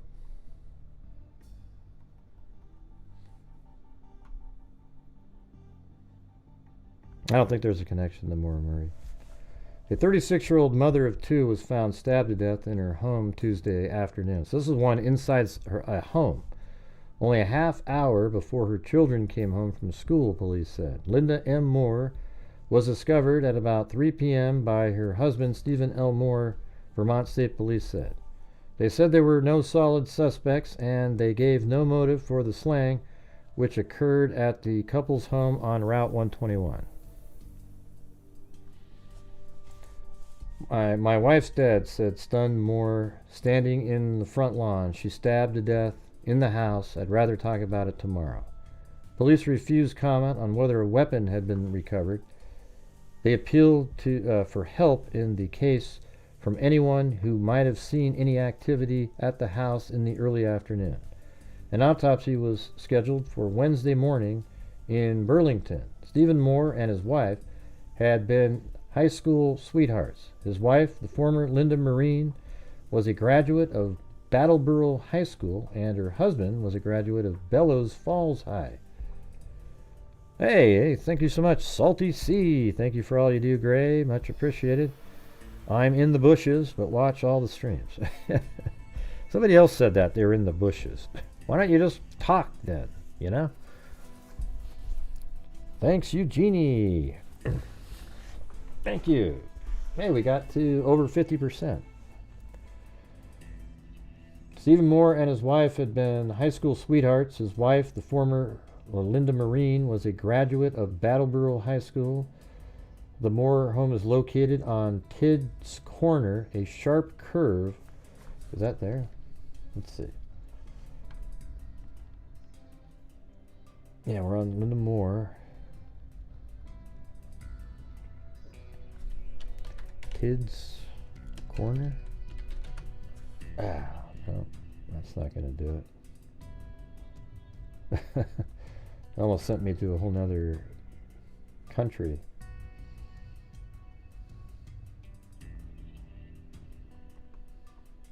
Maybe that is it. See, there's the corner. I don't know. I mean, this is from a long time ago, 3 years ago, when I put some of these pins in here.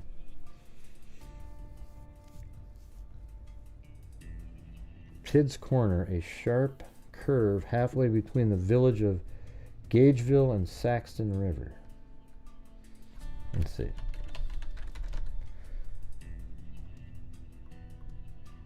Ah, jeez, that's not going to work.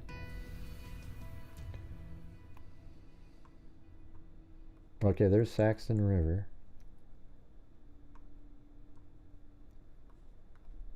And Bellow Falls. Saxton River. So what did they say? Gageville and Saxton River. Villages, between the villages of... Okay, so it was between...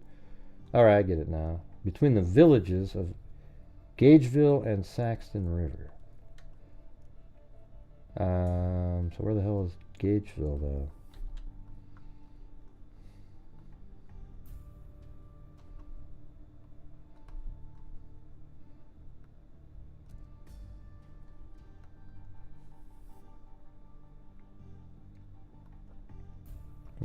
I see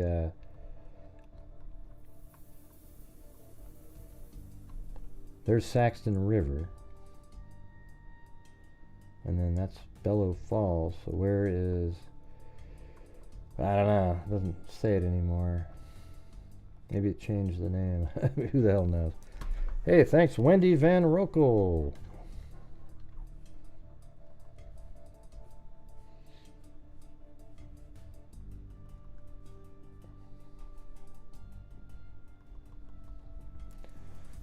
Relatively secluded. Let me go back to that last one again. Despite the regular traffic on the road, the house with an attached red moorhome is located on Tidd's Corner, a sharp curve halfway between the villages and Gageville.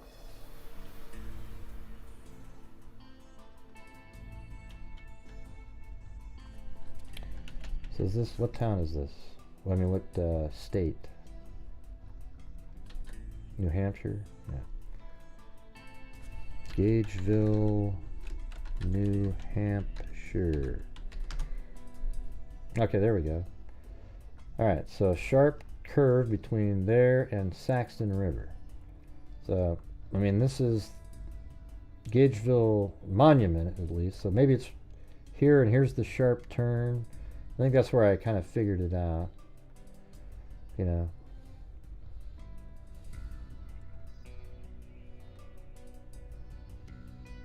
Despite the regular traffic on the road, the house with the attached red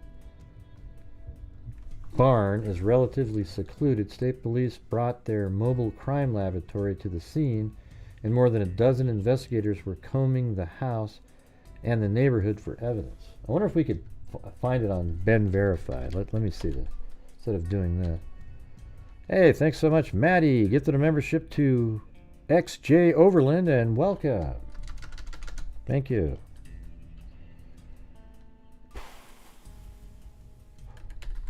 All right, I'm just going to look on Ben Verified for Linda Moore, and I guess this area is Bellow Falls or something. It's possible she could be in here. Linda Moore, and then I guess we could just say Saxton's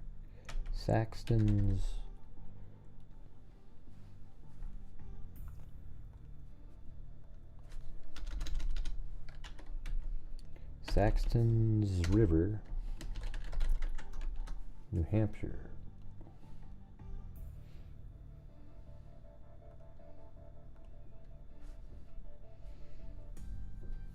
Okay. So what? This would have been 83, so she'd have to be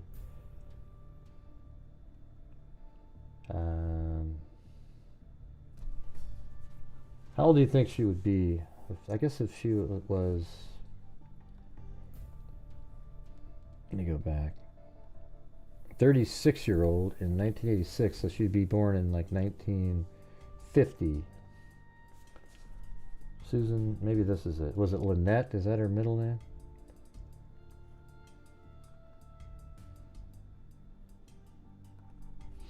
I'm going to try to see if this is it. Hopefully. We'll see. We'll see here in a second. I'm looking at Ben Verified. This one had her born in 1951. No, that's not right.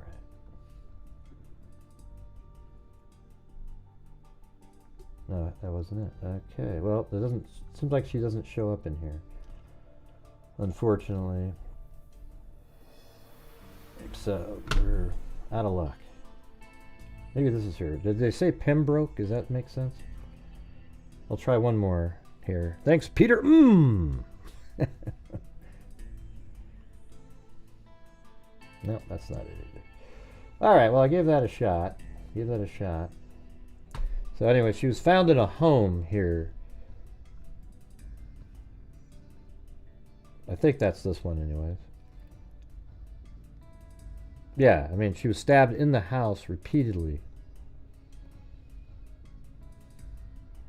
Word of the murder shocked the community. The fear in the community is unbelievable, said Ruth Friedman of the Saxton River. It would be nice for the community if police would release some information. We know nothing. Friedman taught Moore's two children several years ago at the preschool. All right, so there you go. I mean, this one is nuts. Just went into the house.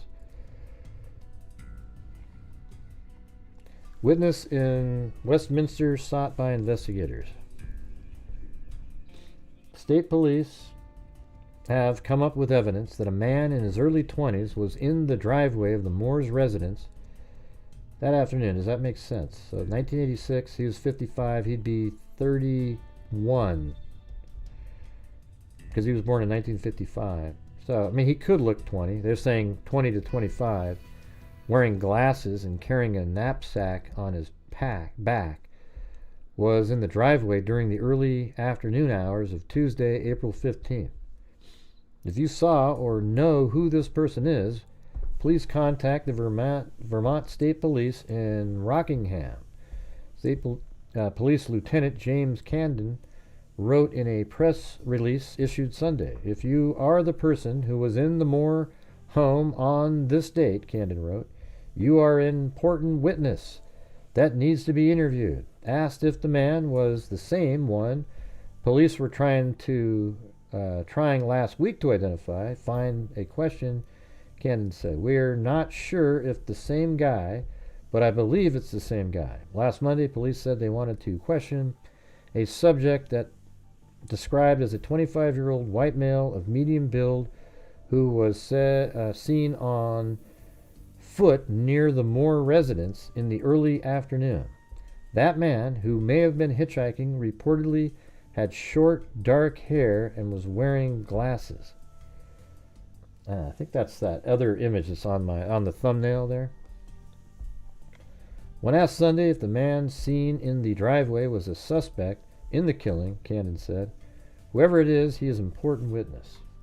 Moore found his wife's body at 3 p.m. on April 15th. State police have estimated that Linda Moore died between 2 p.m. and 3 p.m. based on autopsy results, probably the food digestion in her system. The autopsy showed that she died of shock and hemorrhage resulting from about 25 stab wounds. I mean, this guy goes absolutely nuts every single time. Candon also confirmed that state police had a psychological profile of the killer and were using it in their investigation. And profiling was sort of new back then.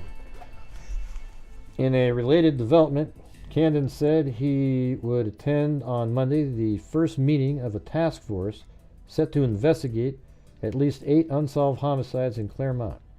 Asked if Moore's death could be related to any of the unsolved homicides that have occurred north of Westminster on the opposite side of Connecticut River, Candon said, I hate to rule it out. I don't know. Yeah, it's interesting because it is different. It's the first one or the only one that's inside of a home. It's not like the MO is different in that one. Vermont woman's killing remaining a mystery. After more than 2 months of investigation and interviews with 700 people, police say they have still no solution in the death of 36-year-old Linda Moore of North Westminster. State Police Lieutenant James M. Candon said yesterday that the investigation into the April stabbing death has been one of the most intense conducted in this area. We've talked to some 700 to 800 people in the case, he said. Now it's a matter of sorting through all of that. On April 15th, Moore's body was found on the living room floor of her home. An autopsy revealed that the mother of 2 died of shock, hemorrhage from 25 stab wounds. Police have not recovered the weapon used in the killing. Hey, thank you so much, Maddie. Hey, it's the first super chat on a live stream. Wait,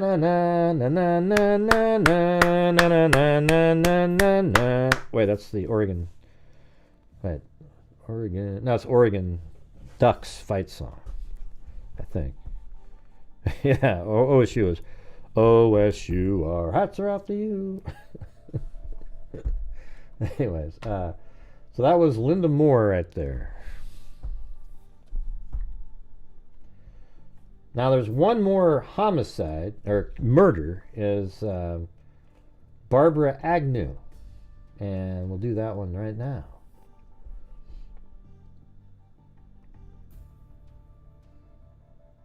This is so weird. I felt like I guess I have it. Foul play feared and disappearance of Barbara Agnew. She went missing in January of 1987. Yeah, Mary Lou sings better, yeah. Hey, thanks, Eugenie. What? How'd you jump in there? I don't know, Gray. Wow, it's pretty good, Mary Lou, pretty good. Police fear that a registered nurse from Norwich, another nurse, that's a little strange, isn't it? Whose car was abandoned at the Interstate 91 rest area over the weekend, may have been kidnapped or murdered. Police combed the northbound rest area in Hartford Thursday, searching for clues to determine what may have happened to Barbara Agnew, 39, a part-time nurse at the Dartmouth Hitchcock Medical Center. Agnew was last seen driving home to Norwich after a day of skiing at Stratton Mountain. Her car, a green BMW, was parked sideways in the rest area. Let me see if I have that one.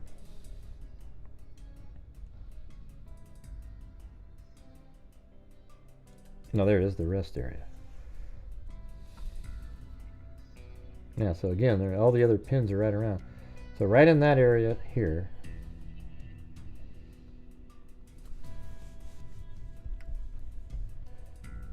She was driving home to Norwich after a day of skiing at Stratton Mountain. Her car, a green BMW, was parked sideways in the rest area Saturday night and was reported as abandoned on Monday. Police said they found blood on the front and back seats of the BMW and found her blood stained outer clothing, a jacket, vest, and sweater Tuesday in a nearby dumpster. Detective Sergeant Theodore LeClaire, who was heading the investigation, said he could not tell how serious the wound was from the amount of blood discovered. He said the blood was in specks and that the stains were fresh. LeClaire said there was still a chance that Agnew was alive and that she could have been kidnapped or that she could have just wandered off. However, he said he feared the circumstances pointed towards homicide. Still, a bulletin has been put out to state police all over New England to be on the lookout for Agnew LeClaire. He said Agnew spent Saturday skiing with a friend who was visiting Stratton. He said the man was an older gentleman, a businessman from Austria, who was staying at a condominium at Stratton.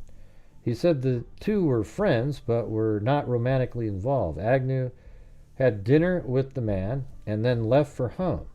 During one of the winter major snowstorms, police said Agnew's car was parked sometime Saturday night and was towed away Monday after a snowplow driver complained that it was in the way. Agnew's former husband, Dr. Kenneth Olson,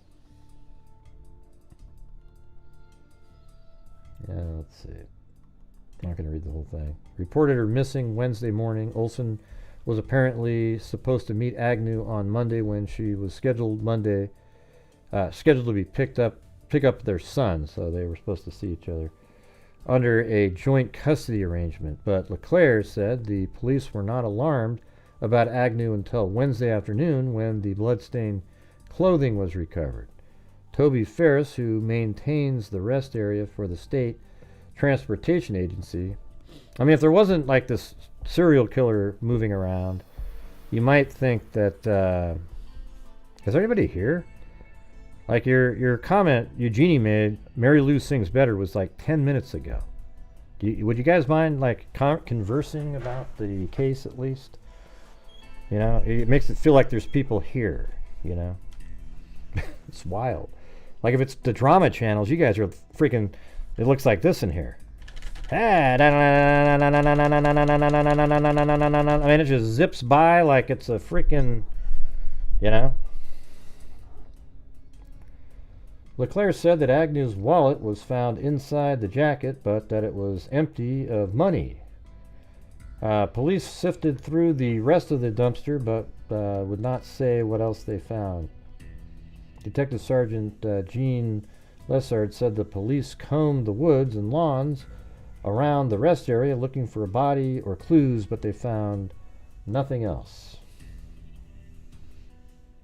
LeClaire said he would pursue the possibility of linking Agnew with the other women, but first we have to find the body. So that was January 1987. Then March, body found, maybe that of Barbara Agnew. The body of a young woman, believed by police to be that of Norwich resident Barbara Agnew, was found near a stream bank off Advent Hill Road Saturday by several hikers.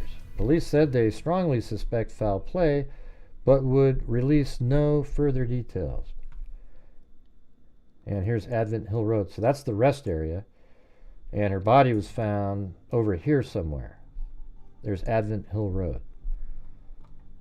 So There's the rest area.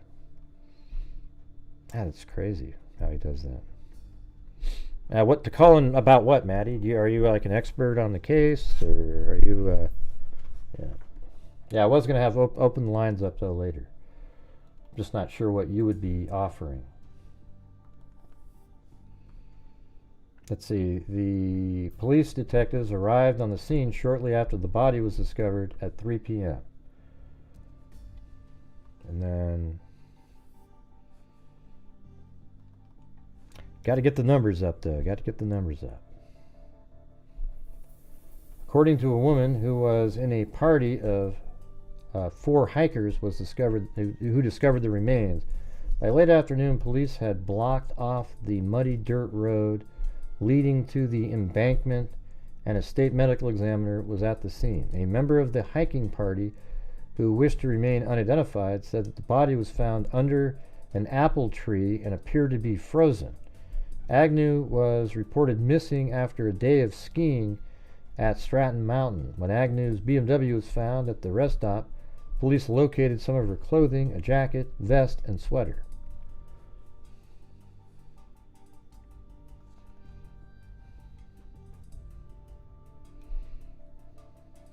Hey, thanks for subbing up.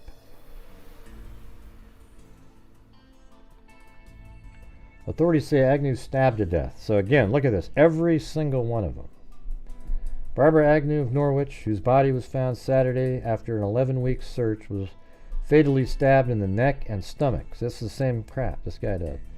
Agnew's body was discovered Saturday afternoon lying under an apple tree. State medical examiner Eleanor McQuillan ruled the death a homicide, and state police are searching for clues to the killer. Agnew was stabbed repeatedly in the neck and stomach. McQuillan had no tests for signs of sexual assault Sunday. Had no signs, excuse me. Agnew, a 38-year-old Norwich nurse, disappeared during a bad snowstorm on January 10th. Her green BMW was found abandoned in the northbound rest area on I-91 in White River Junction. State police believe she was assaulted and kidnapped while she stopped at the rest area. Yeah, I mean, this guy almost seems like he's just a killer. He's not a...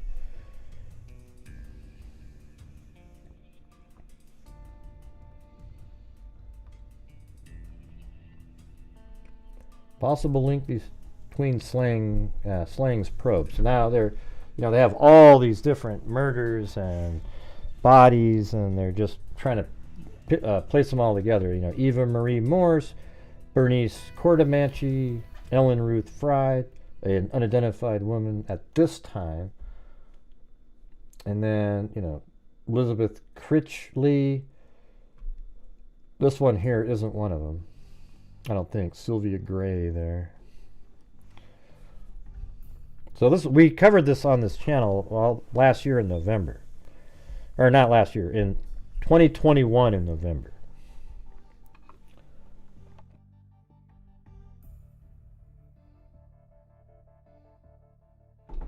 Do you ever drink those little, like that ice drink that's kind of narrow? It's not alcoholic. It's just like a pineapple and different flavors. Pretty good. I found a picture on Ancestry when he was a kid. I couldn't tell which one was which because it said front row, and then they didn't really list it out very well on there.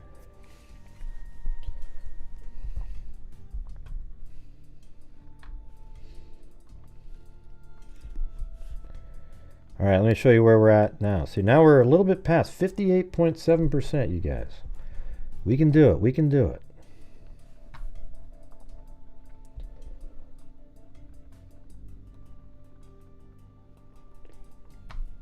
Vermont police deny report. Look at this. Vermont police deny report of serial killings. Police yesterday denied a published report that a middle-aged, battle-worn man is a top suspect in the murders at least 5 women. Okay, so I could see them denying that. Our posture is that it's basically something inaccurate report, said Vermont State Police Lieutenant James Cronin. Cronin said that the Battle Bureau man is one of many suspects. Newspaper reports about the suspect prompted Battle Bureau Police Chief Bruce Campbell to ask the town's medical institutions to review their safety procedures. Cronin is conducting the investigation into the stabbing deaths of Barbara Agnew of Norwich, Vermont. Agnew, a 38-year-old nurse. Okay. So, anyways, sounds like I wasn't sure if they were denying that they're even serial killings. All right, so after that, then we get to, let's see. Oh yeah, so after Barbara Agnew, that's when we go back to this image that showed, the parents all dying before he went on this rampage, the parents and a grandmother. And then, look at this. He puts out an ad in the paper, and the date on those are these. May 29th, 1988, May 27th, 1988. And you know what? Nobody probably called a damn one time on here. And if they did, however, he might have killed those people, and we don't know about it. But look at, I'm just saying, if it is this guy and he happens to be the killer, we don't know for certain yet. They are searching his house, however. But look at the dates on this. May 29th, May 28th, May 27th, and I think it's like 26, 25, like that, in May. Then we have Jane Borowski is August 6th as the attack on her. She's the survivor. And that's crazy, isn't it? So like 3 months after he did these ads in the paper, if it's the same guy, then maybe he was frustrated. Didn't get any responses, because he put like, I'm all there is left, like it sounds like he starts off with, it's kind of like baggage, right? No, I can't, Brad. I'm just doing my own thing, okay? You're asking a lot of really weird questions, just strange stuff. All right, anyways, let's do this. Second pregnant woman knifed. So it turns out there was another pregnant woman that was knifed, but it's not related. A link is being sought between the assailant who stabbed Winchester woman yesterday and the stabbing, strangulation, murder on July 28th of Sharon G. Johnson, both of them 7 months pregnant. Jane Borowski, 22, was stabbed in the abdomen by a man when she stopped to buy a soda at 12:40 a.m. from a vending machine outside Gamarlo's Food and Circus on Route 10 in Swansea. Borowski was stabbed 19 times, said her father, Stanley Borowski, of Hinsdale. He said his daughter is single, unemployed, and sometimes lives in Northfield Road in Hillsdale. Stanley Borowski said his daughter was in surgery for about 7 hours. He said her unborn child was doing fine. And that's a freaking miracle. This guy just missed, I guess. It's not safe for a young girl to go out at night. You can't even stop to pick up a soda, he said. Johnson, 36, of Bow, who was found dead in Bedford housing construction site on July 29th, was believed to have been shopping. Okay.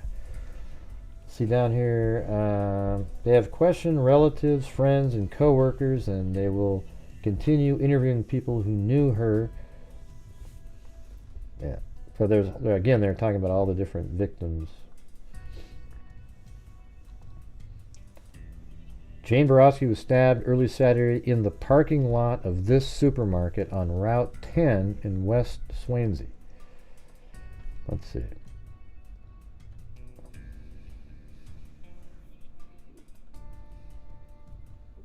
Is it way down here?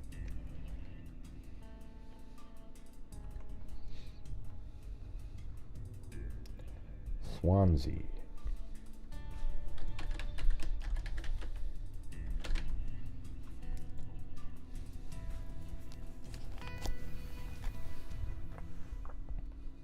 So it's a little tiny town. Let's see. Supermarket.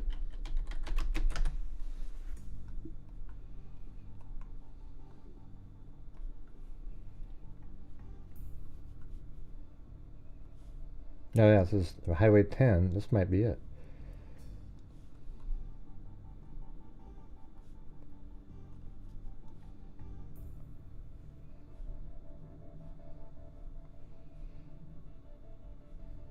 Yeah, that almost, yeah, if it had the right, doesn't quite look like that. Let me see with the other one. That is Highway 10 though. There's another one. There's a couple of them. They're all on Highway 10, I guess. Let's see.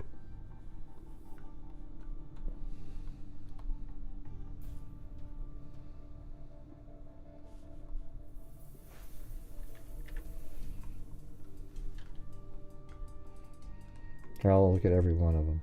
Let's try it. Go to this one.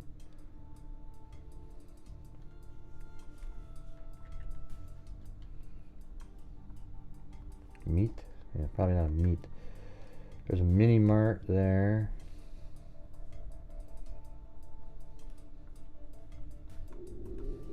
Look how my stomach just went. You guys hear that?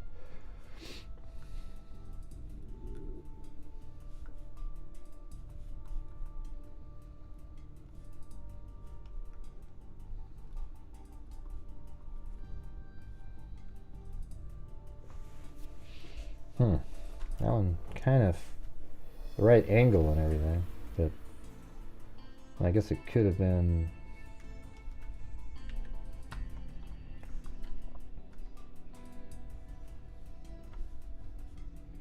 It's not that one.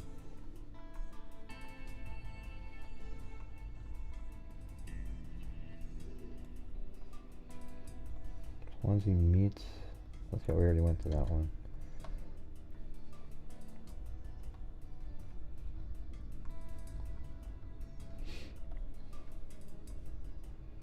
Yeah, I don't know which one that is. Looks like it might be torn down.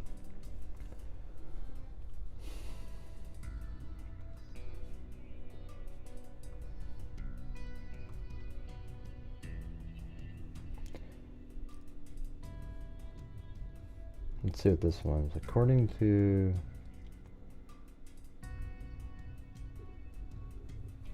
to Borowski, housemate and close friend Kathy Hope, Borowski was stabbed 12 times before she freed herself from her assailant in the parking lot of Garmalo's Food and Circus.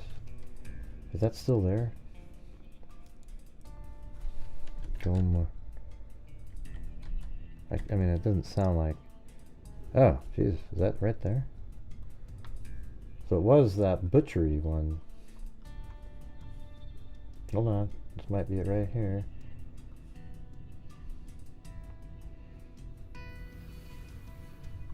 So it was the one that I thought looked good.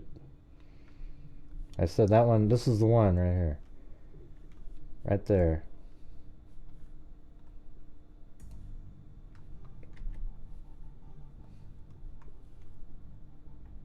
See, it's the Gamalero's Butchery Shop, but they probably just revamped it. So right here. Thanks, old one in MT. All right, you guys, we're only 50-something%. So if you guys are out there and can help support the channel tonight, get us to our normal goal, because at the end of the month we're already kind of on the home stretch of the month. We'll be donating. We've already done $1,500 this month, and probably be doing another. Hopefully do another 2,000 or 2,500. Depending how we do the rest of the month, but going to need your guys' help to help support the channel and all the great stuff we do at the end of the month. $200,000. You can go to other channels and start throwing your money at them, but you won't see a nickel of it going anywhere. All right. At least we do that here.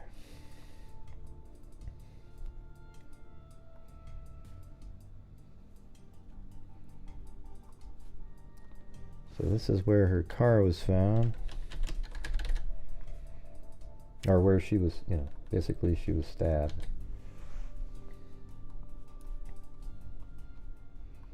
Isn't that wild? All this stuff right in here.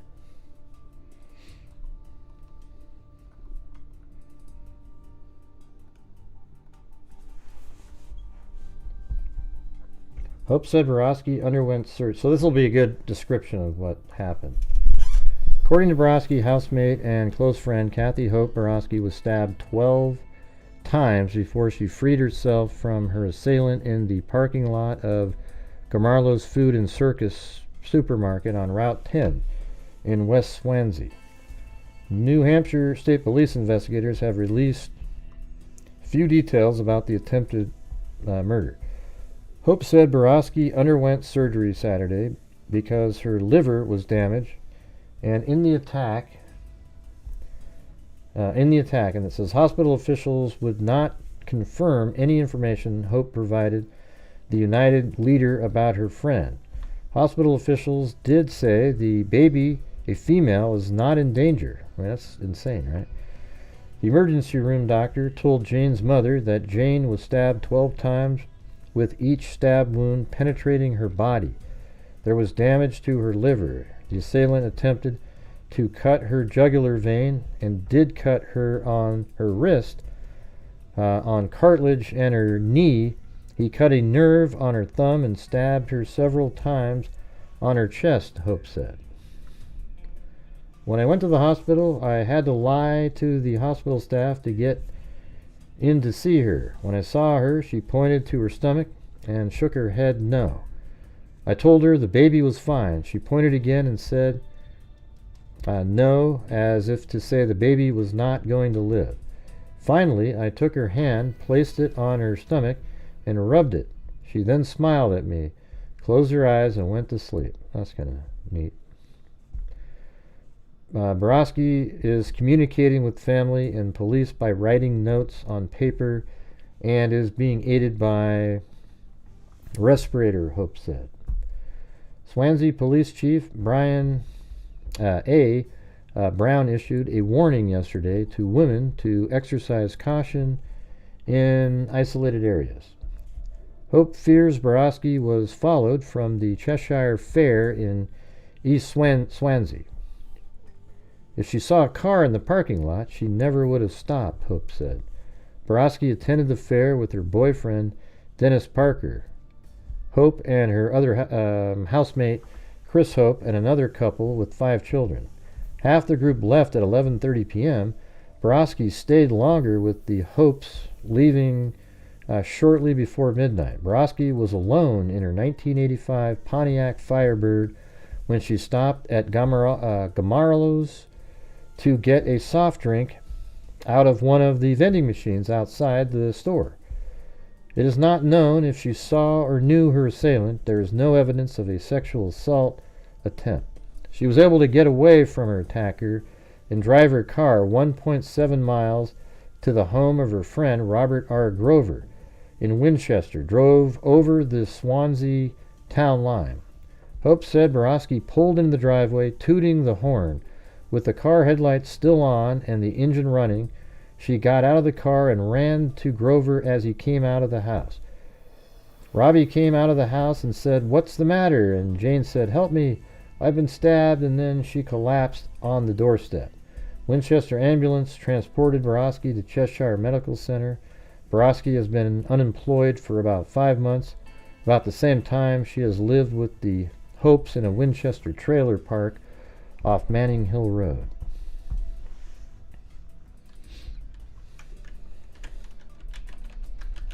Manning Hill Road. Highway 10.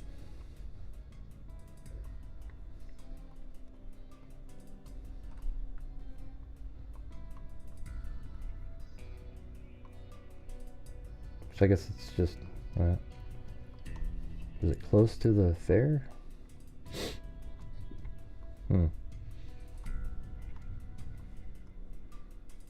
Usually you can find a trailer park. They're still there. Don't know. Alright. Well, thank you, Olden 1 in MT. You guys want me to keep the goal on the screen, or do you care? I mean, I'm just saying.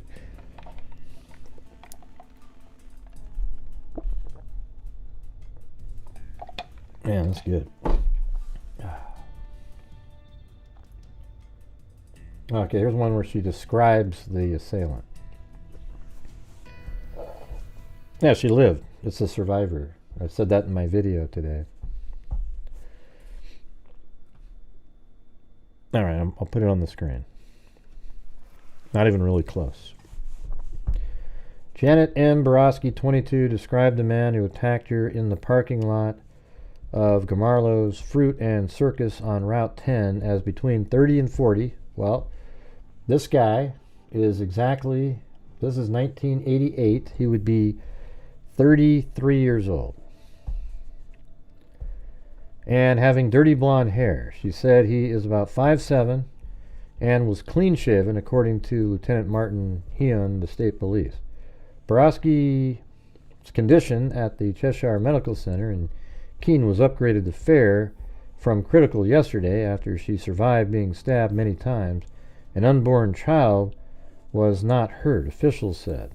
Surgery over the weekend included repair to the pregnant woman's damaged liver and treatment of multiple lacerations. Her father, Stanley Borowski, said Jane suffered 19 stab wounds in the 12:40 a.m. assault Saturday on her way home from the Cheshire County Fair. Borowski, who was 7 months pregnant, drove a mile in her 1985 Pontiac. Assistant Attorney General Kathleen McGuire called the interview with Borowski productive. McGuire declined to say if police have a specific suspect or suspects in the case.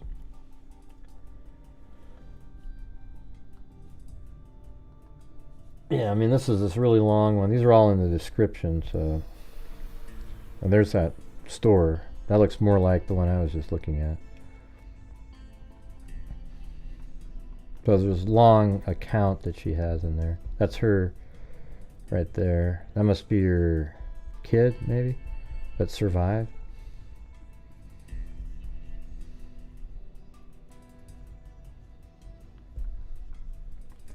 So, there you go.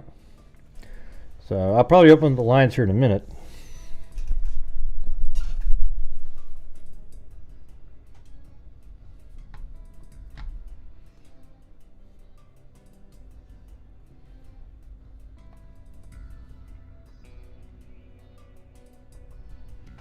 All right, and then just recently, yesterday in fact, this is what we're looking at here. Watch. So after all of that crap that we just saw, all the mayhem and stabbing, and we get this. Today, I did not expect this. Investigators tell us they're searching for physical evidence relating to a cold case, but they have not said which unsolved case that is. These are court-authorized search warrants that are under seal, and we can't discuss what the cases are. Sources tell News 9 Investigates the search is related to the Connecticut River Valley serial killings, which happened in the late 1970s and 80s. This afternoon, we saw investigators taking pictures of what appeared to be an old rug. It could be something, it could be nothing. You'll see all these pictures are right at that house. 1 Avery Road. So obviously there's something that I mean, they got a search warrant. That means they had probable cause to do a search warrant at this house. And I don't know if it's around, like where are they standing in that one particular photo. Let me do that again. Pictures of what appeared to be an old rug. It could be something, it could be nothing. Pictures of what appeared to be... Let's see if we can find that. Probably at that barn over here. Let's see. Oh, it looks like maybe right back here. Let's see, let's look at that again. Yeah, right there. It's right there. That's the door, see? Oh, look how cool that is. Watch this, watch this. See, I love doing this stuff when I do the mapping and try to figure something out. But watch, I don't know if you can see it, but... yeah, it's hard to make it out. It's too small.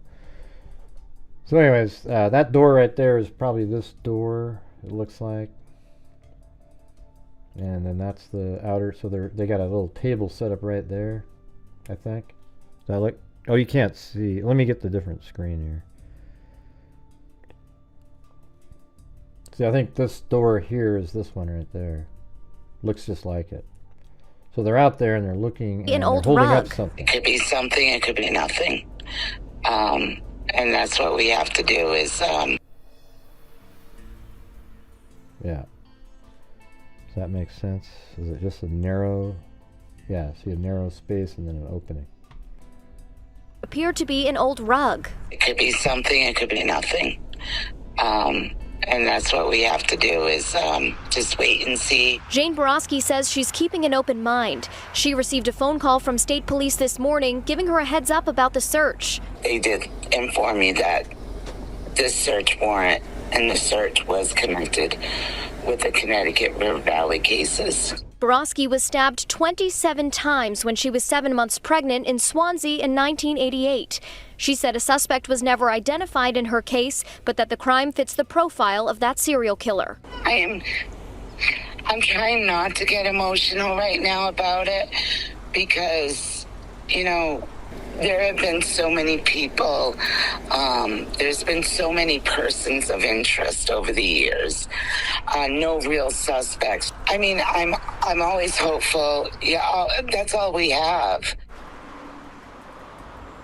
And again, the Attorney General's office has not yet said what case it's investigating, but other families have been notified too. Mara Murray's sister Julie says the family is aware of this search and has been in contact with investigators. Murray disappeared in 2004. We're live in Newport. Hannah Cotter, WMUR News 9. Yeah. This was out of the blue today. Well, the house doesn't look abandoned. The garage looks old, you know. You know, there's a car right there even. And this is Google Earth. You know, so you look at that. I mean, that's probably the guy's car. Right there. Behind the gate.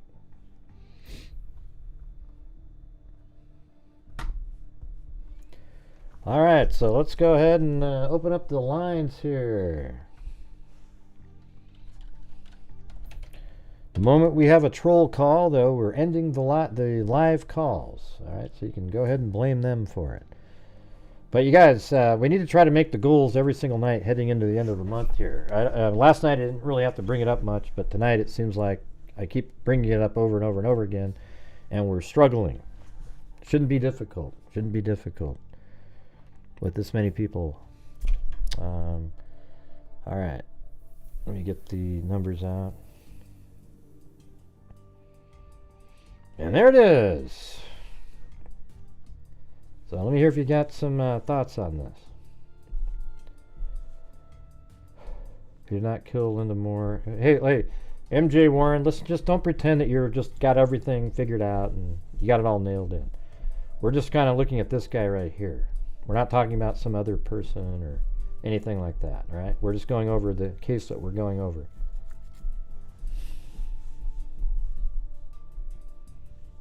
Yeah, okay.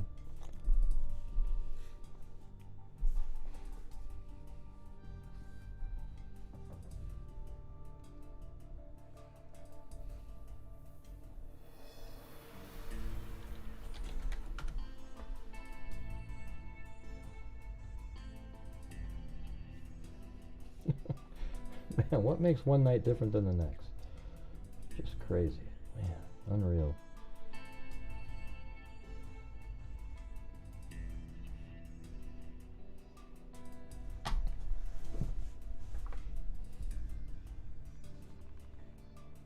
Yeah, she's lucky. Well, he tried to cut her neck. It didn't work.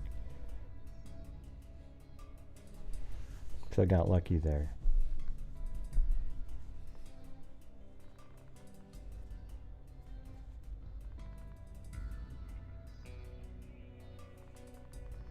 Yeah, there was always people who wanted to call. Everybody always says, yeah, it'll be easy to get to the goal, but they don't show up. We're just really, this is one of those, I spent the entire day getting all of the different articles to go over all the different cases, and it's just another flop of a live stream. Unreal. Not sure what else to, how else to do it, but yeah, gave it my all. Nobody's calling, nobody's doing anything. Yeah, we're all experts, but nobody has anything to say.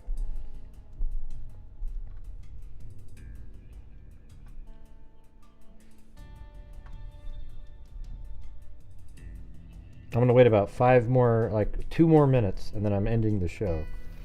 I don't have anything else to talk about. Yep, they've got they're at a house. This house right here. It's registered to, the owner of the house is Jeffrey Champagne. His parents died in 1984 and his grandmother in a 3.5-month period.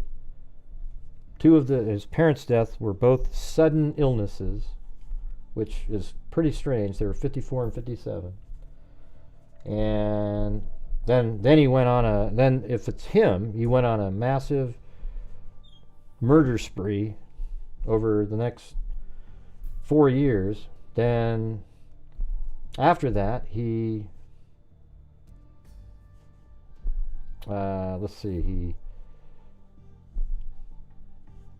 just before Borowski, he tried a dating in the newspaper, and then 2 or 3 months after that is when he attacked Jane Borowski. That's if it's the same person. Yeah, I don't know, man. It's already dead in here, Zozo. It's hard to get to the stories, so. Dead as a doornail. Nah, that's just the way it is, Wild Child. When you have 300 people, it's pretty simple. Pretty simple. But I do feel like that's kind of like, whenever it's a different type of show where it's a more popular case, it's easy. Okay? It's easy. So I do base it on that, Wild Child. Right? It's just true. Every time I do the cases where I'm reading documents and trying to get through something, this is what we get. It's difficult. A struggle. But you guys all talk about, oh yeah, man, we love the cold cases, the ones we're working through it, but it's just not really true, is it? It just isn't true. But anyways, the phone number is up on the screen, so if anybody out there happens to know something, that would be great.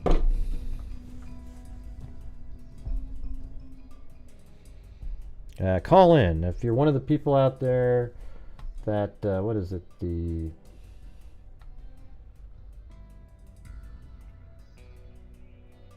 Kelleyville killer. There's people that called this particular person, I think, the Kelleyville killer. Like they actually thought he was the killer over the years, and there's even a new Facebook group called that, and people are telling their stories. Yeah. Probably have to sign out and sign back in if you're having tech issues. You just sign out of YouTube and then back in.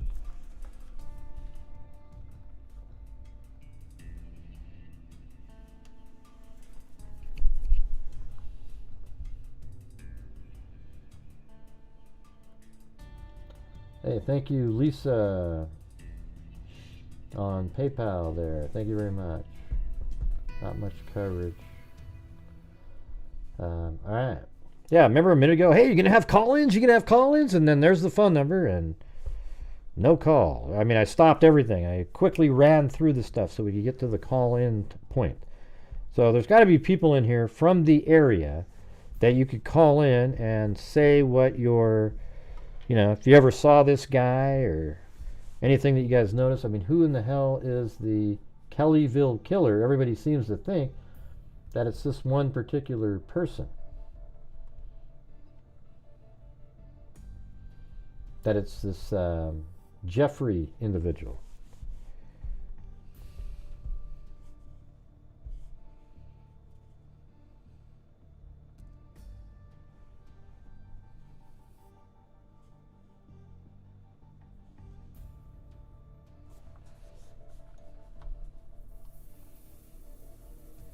No, she's in there. I just remove her comments. Wild Child doesn't really think through when she types stuff in. She just types it in, and as if I was saying anything that she said. It's ridiculous. I just know it. I just know by my experimenting on the shows. When you do the ones where you're reading, the show struggles. Even though it's interesting to go through all the old newspaper articles of each victim so you can see how it went and get a little better picture of it all.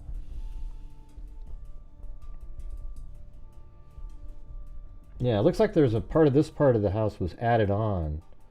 Like at one point it looks like it was a brick house that then they put this on. See how it's different? I wouldn't be surprised if you go up in the air, like if you can look at it somehow, and at one point it's going to be a singular building. I don't know if we can find a clear shot ever again. No. 2006. No, that sucks. That one's bad. That one's bad. That one's bad. That one you can see something in 2014, but that part's on there. And still on there. Yeah, I know. What do you mean it was Wild Child? It was what? What was Wild Child? What are you talking about? What do you mean it was Wild Child? What does that mean?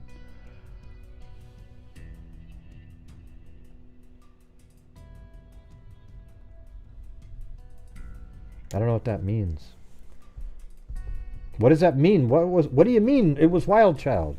About what? What are you referring to? That's what I'm asking you. You said it was Wild Child. I don't know what that means. I have no idea. Just man. All right, I'm going to wait about 10 more seconds, and if nobody calls in, we're going to end the show. All right, I'm not going to. I went through as quick as I could to doing it. Oh, Wild Wyatt. I see what you're saying. Okay. Oh, well, there's a wise child and Wild Wyatt. Yeah. That's what I meant. I mean, I know what you're saying. It's okay. We know it's me. No, well, you weren't being nice, Wild Wyatt. Your comments, a troll feeding comment, and it was inaccurately stated. And nobody asked you what you thought about that, okay? Thank you.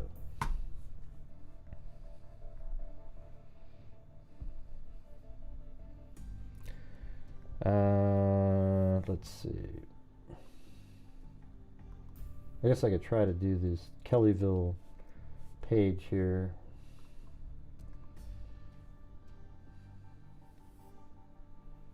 Does anybody have a photo of him? Okay, so obviously if you're local of this area, you've heard of the Kelleyville killer. We all do. We know that house. We all know that house. I know the family of one of the victims, the brick one that the Playboy flag in front of all those years, right? Yep. He worked with my mom and dad, and I remember I was in the aisle in Hannaford, and he was by the milk at the time and had his arms crossed, and he was staring at me. When I caught up with my dad, he said, "Do you know who that was?" I said, "No." My dad then said, "That's Jeff Champagne, the Kelleyville killer." I mean, so people were just calling. I mean, what was it that he did that people would call him that without having any, I don't know. They must have just sort of known for some reason.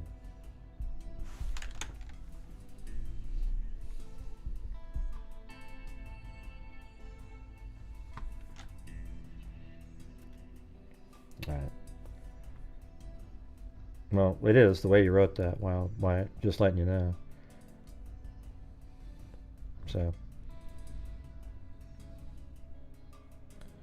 extra money ever since I injured my back, and yeah, that's cool. That's cool. All right. Thanks everybody. I appreciate you being here. I don't have much any more to offer. I just wanted to go over all the different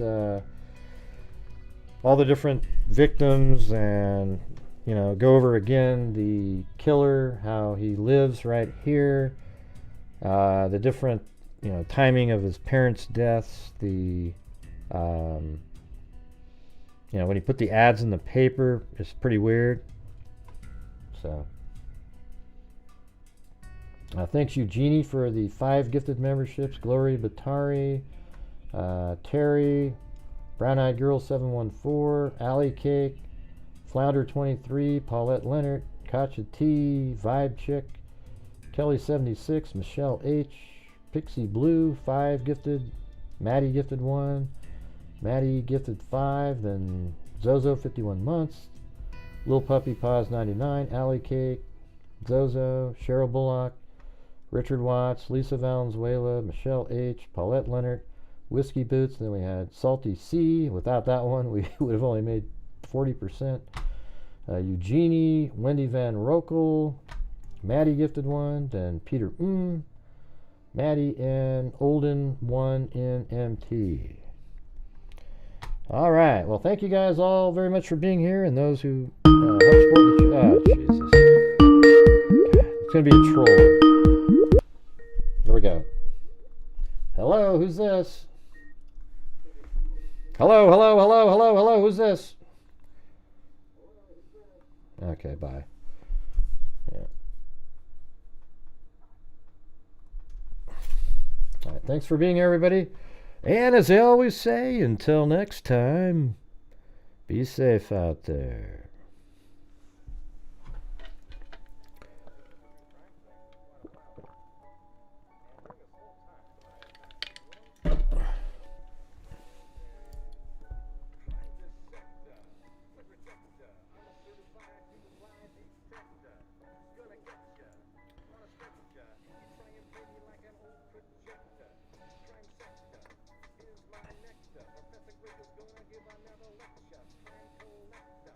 Connector, and I'm always gonna be a protector. Who the flex?